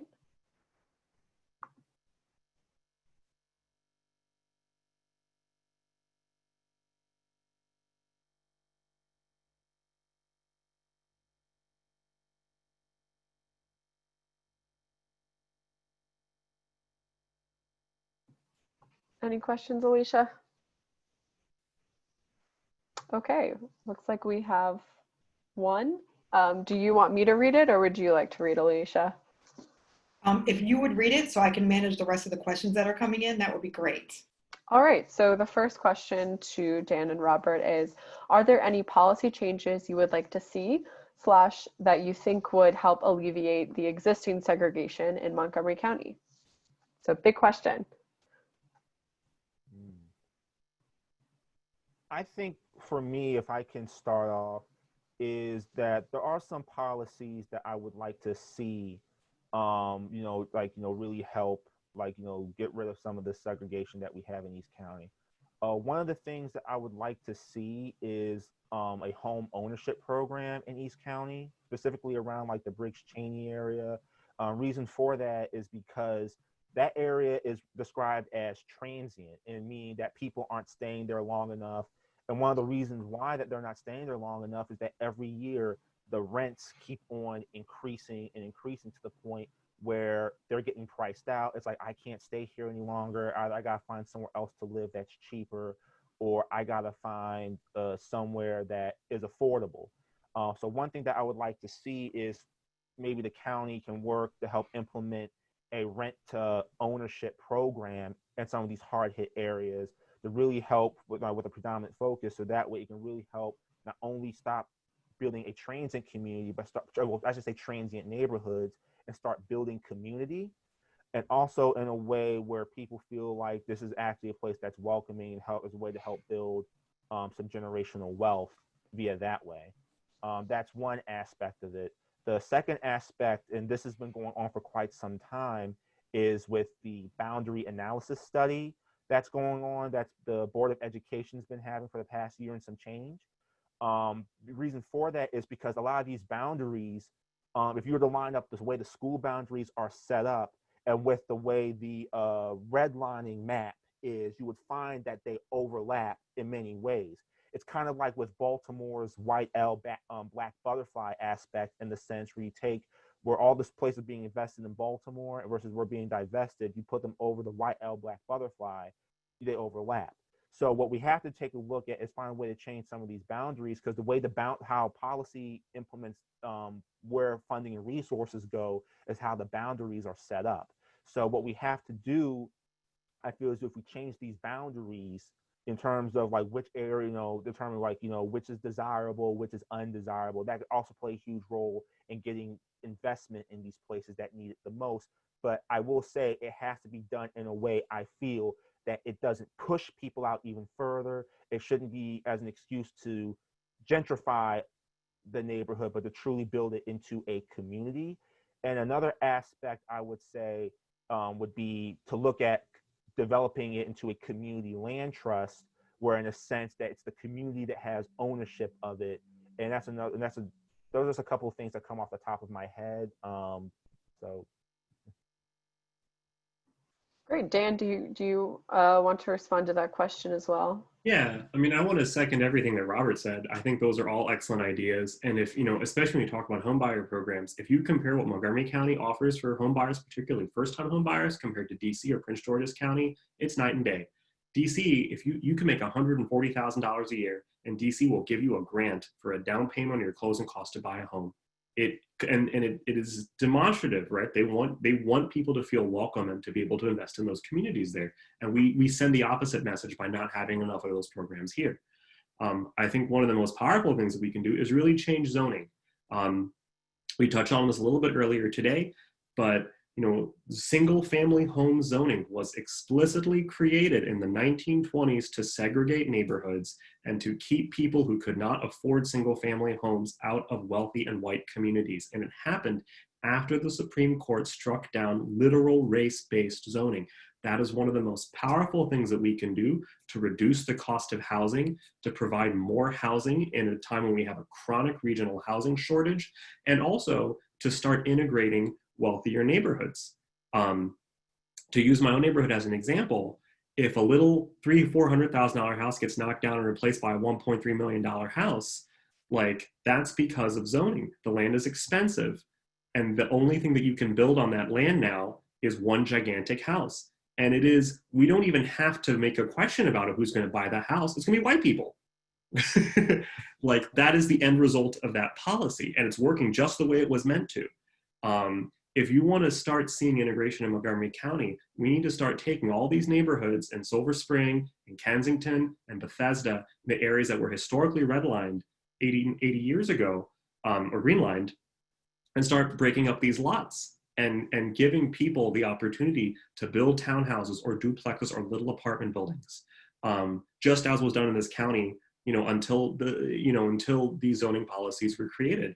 We need to give people the choice to live in these neighborhoods that they don't have now, so they aren't simply pushed out to the areas that we have deemed, the few areas that we have deemed where affordable homes should go, which in turn become the areas where people or working people or people who are not, have historically had access to generational wealth end up. I think it could go a long way. And to be mindful, when people who fight development, there's a lot of these conversations in the county right now, when they say it's going to hurt traffic, or it's going to be bad for the environment, or it's going to overcrowd the schools, we should ask ourselves, don't they drive cars? Don't they have kids in schools? Don't they do things that pollute the environment too? Why is it only the right of people who live in existing single family homes who bought their homes 30 years ago to degrade or fill or occupy space, and not anybody else's? These words are often used as codes to keep our neighborhoods exclusive and segregated. And we need to change the way we do public outreach and stop letting incumbent homeowning residents, people who have had access to generational wealth, to block and control the future of this county, and where people in the coming years have the right and ability to live. Thank you, Dan. So we have one question that is very similarly related to that. And I think that that's all we'll have time for. But we had a question asked in the chat about do Dan and Robert feel that the political leadership in Montgomery County today understands the link between racial justice and zoning? No, but a lot of people don't, and that's part of the work. Part of the work we're doing today. Yeah. If I may add on to that, I would say no, but I do feel that there are some that are trying to understand, the history of racism and classism in this county. I know typically a lot of people have bought into the myth of a quote unquote Montgomery County being a progressive and liberal bastion. But I think given recent events like the killing of Robert White, the killing of Fanon Burhay, the history of segregation, it's really starting to, I think, take the rose-tinted glasses off and really make sure that there are policies that are, what can we look at and how can we change that? And I think the fact that with the Racial Equity and Social Justice Act that got passed last year is a clear sign that there is a way to, that now we have a method, an enforcement tool to really make sure that these policies are actually helping the people they're supposed to be helping. Now, I will say part of the job, and this is just me coming from the activist organizer perspective, is making sure that, yes, we have that law, but now we got to make sure that we have the enforcement of said law. And that's got to be key. And I think that's part of the battle.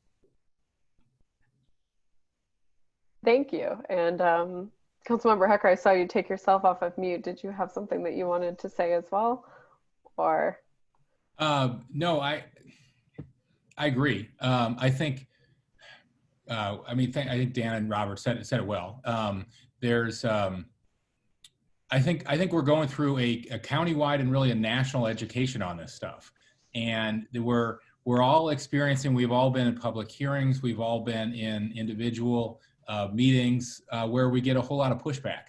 And I think things like this are so important because what you've taught people about the sort of the coded language that people use, which just sort of passes for polite civil discourse in Montgomery County, I think historically, but I think people are getting more informed about what's really behind it and asking people hard, challenging questions. I think that's going to really help us create the Montgomery County I think we all want to see, where those arguments don't always prevail, and we're getting we're taking the steps I bet we all would like to see create a Montgomery County that's much more equitable for everybody. Thank you so much for that. And I think that discussion leads nicely into the next section that we're going to talk about. So thank you so much again to Dan and Robert for sharing your stories, for Councilmember Hucker for providing your reactions and for your leadership on these issues. So I'm going to share my screen again.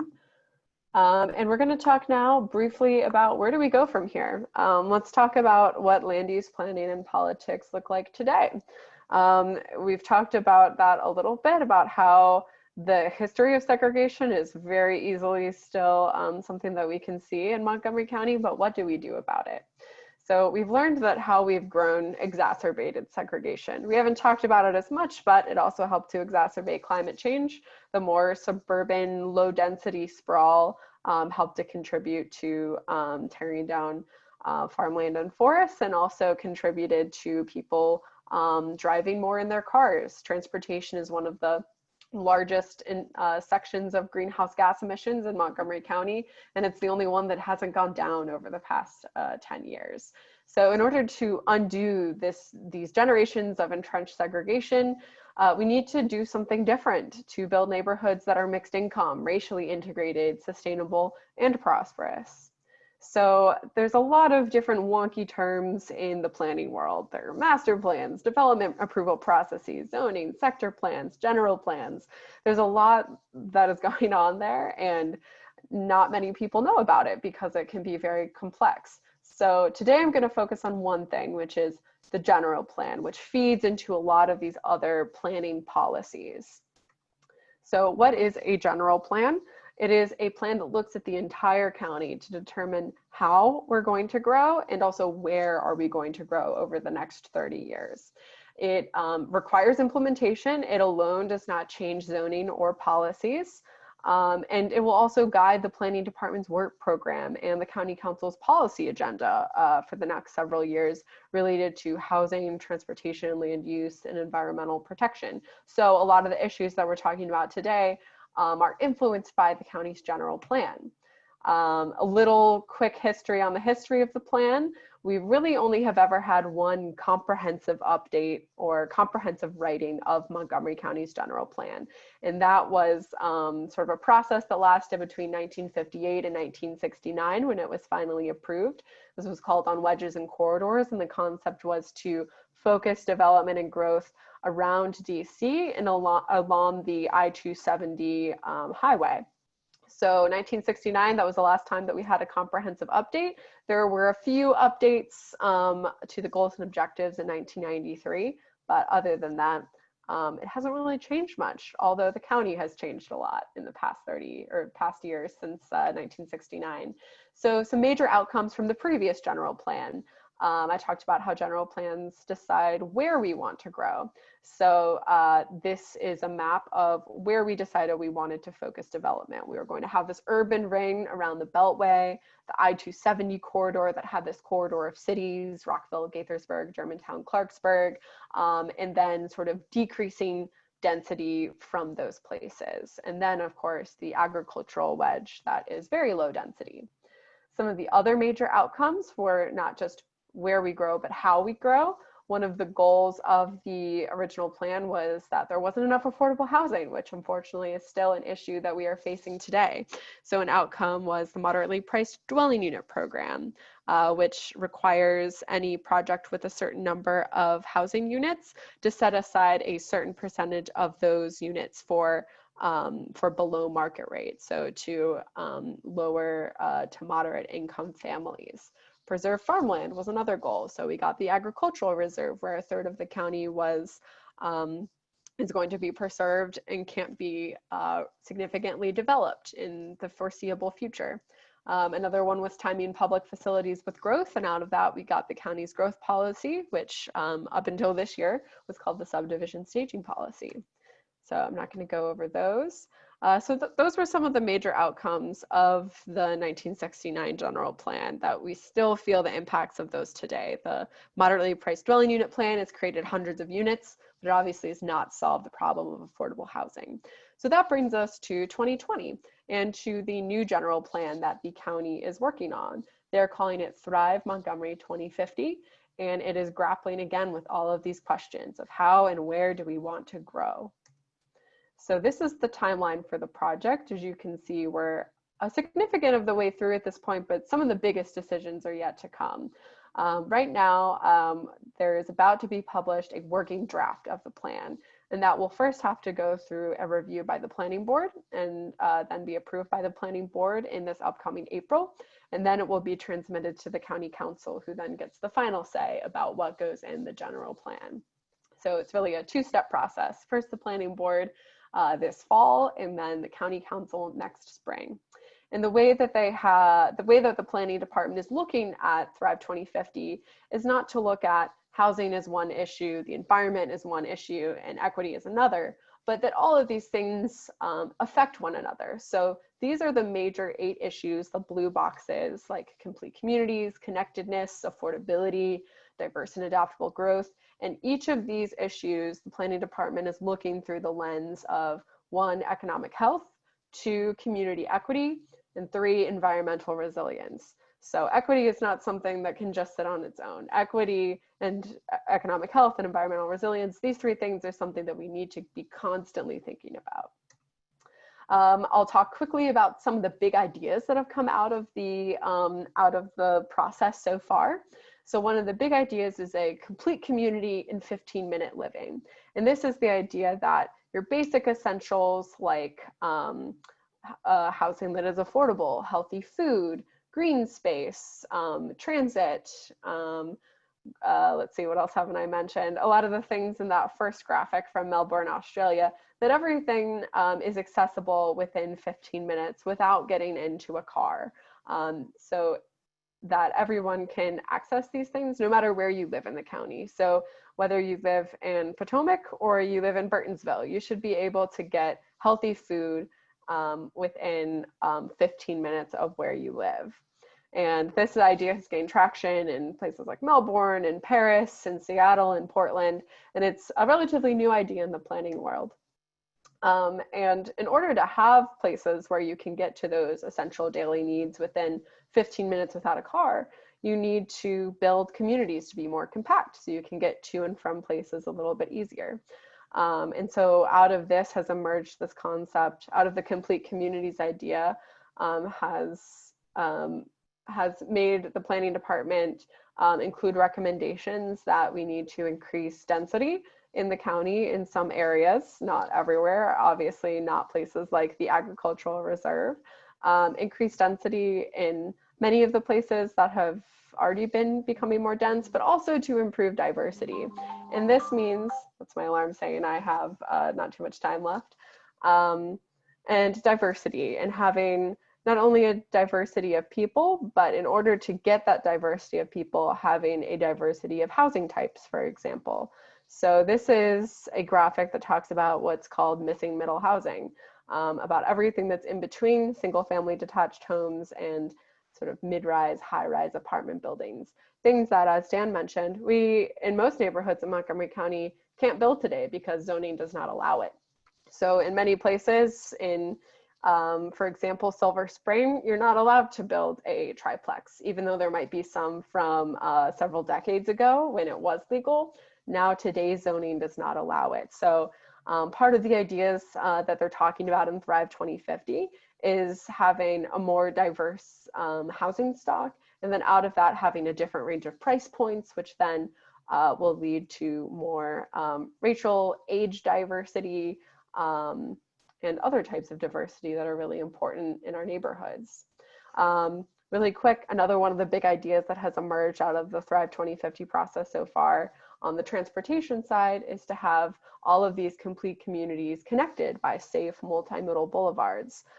Because if you're somebody who might live a short walk from a grocery store, but there's no sidewalk to get there, you have to walk along the side of a highway, then that's not an option for you. So that's another one of the ideas that they're talking about. And of course, transportation and land use and housing, they're all connected. So very quickly, how can you get involved? How can we continue this courageous conversation that we've been having today?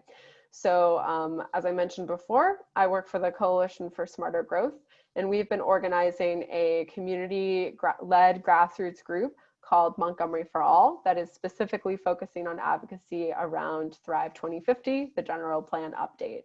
And we have a goal of bringing new voices to the planning process and to really focus on all of these issues that we are talking about today. So there's a link right there that you can type into your computer if you're interested in getting involved and getting onto our list. But also you, as somebody who has signed up for this event today, will receive more information about Montgomery for All in the future. So other options outside of Montgomery for All, Coalition for Smarter Growth is hosting a Montgomery County advocacy training, so you can learn more about how the County Council and how the Planning Board works, not just with general plans, but with all of the many different things that they do. You can join your neighborhood association, your local PTA. You can get involved with one of the many organizations working towards racial justice in Montgomery County. I've listed a few here, and there are many, many more listed at the end of your participant packet. So that does it for me. I am going to unshare my screen and let Challenging Racism wrap up the conversation. So thank you so much for all of the conversation we've had thus far, and we'll hopefully have in the future. Thanks so much, Jane. This is really exciting work that you are about. I wanted to, let's see, I wanted to get back to the report outs and let me ask that you kind of stay within the 25 words or less limit, but group 2, I understand Mike English has volunteered to report what their group discussed. Mike, are you with us? Yes. There, for new things, it was the knowledge that there was active realtor participation in the white flight. That was surprising.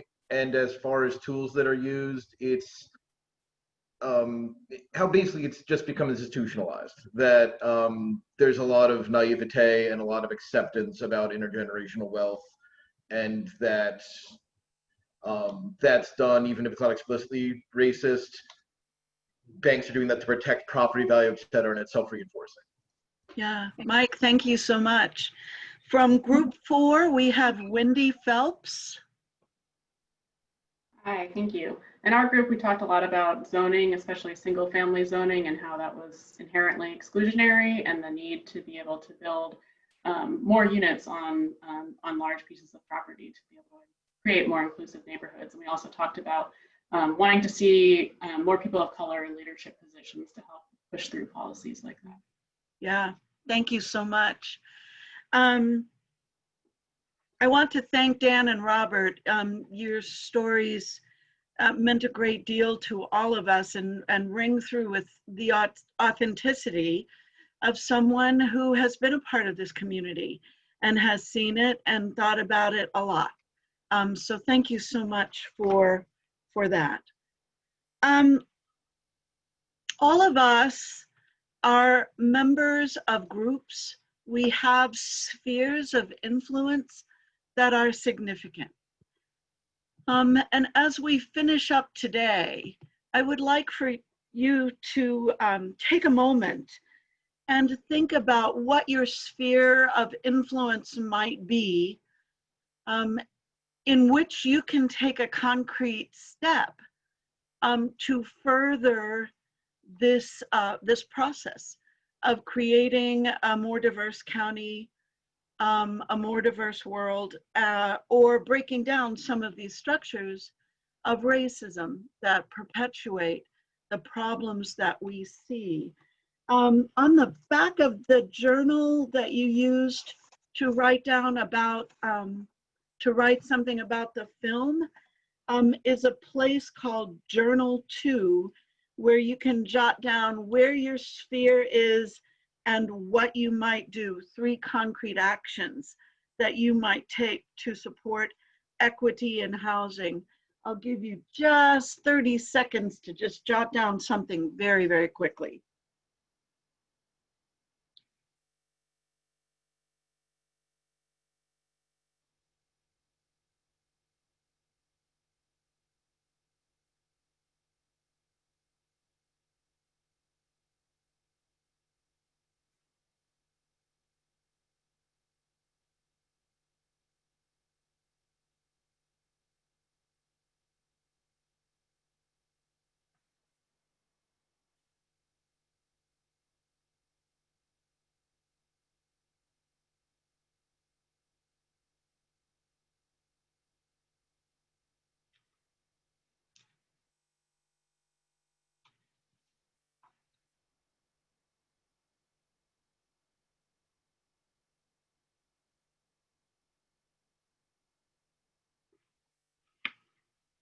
And I'll call you back together.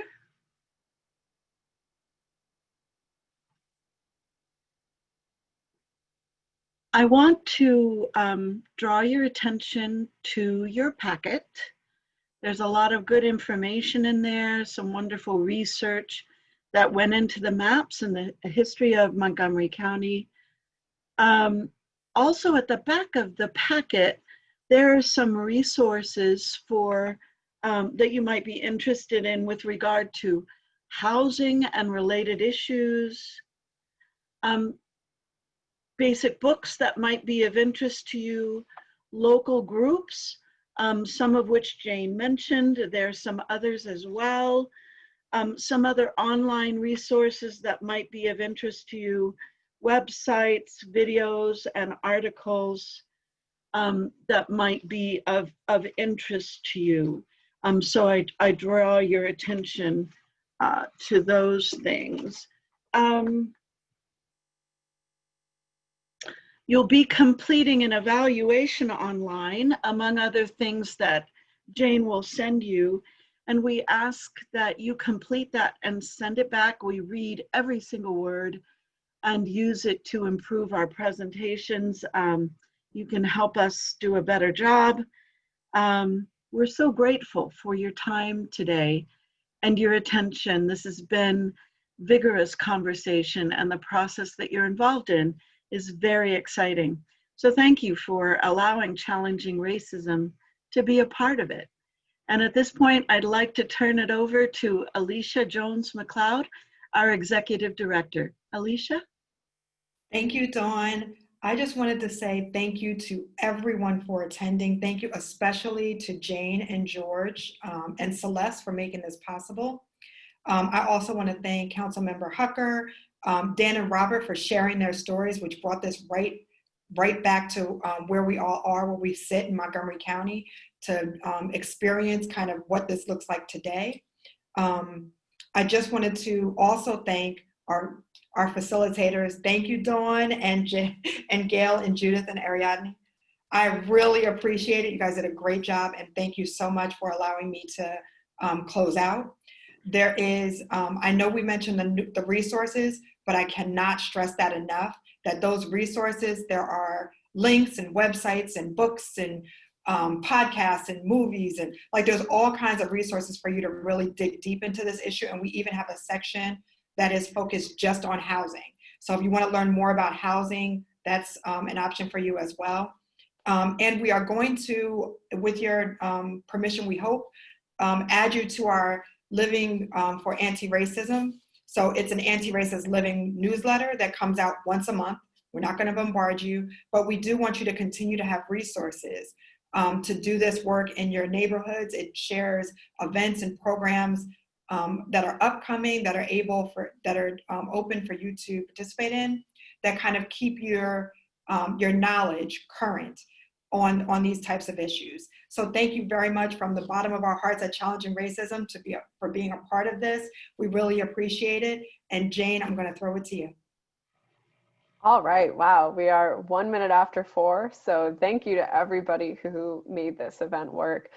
Thank you especially to Kaiser Permanente for making this event possible with your sponsorship. And I completely echo all of the other thanks that Alicia gave. So thank you, the participants, for attending. Please feel free, of course, to reach out to me with any questions about how to continue this conversation. I'm happy to connect you with anybody who spoke today. And we together can help to make a more integrated and equitable Montgomery County possible. So thank you so much, and please enjoy the rest of your weekend. If you have friends who are interested in attending the events, next Saturday is about Bethesda Chevy Chase, and the Saturday after that is about Up County. There is a wait list, and there is likely to be space made available. So please let your friends know, and have a great rest of your weekend. Take care. Thank you. Thank you so Thank much. you. Thank you so much. Thank you. Everybody be safe. Take care.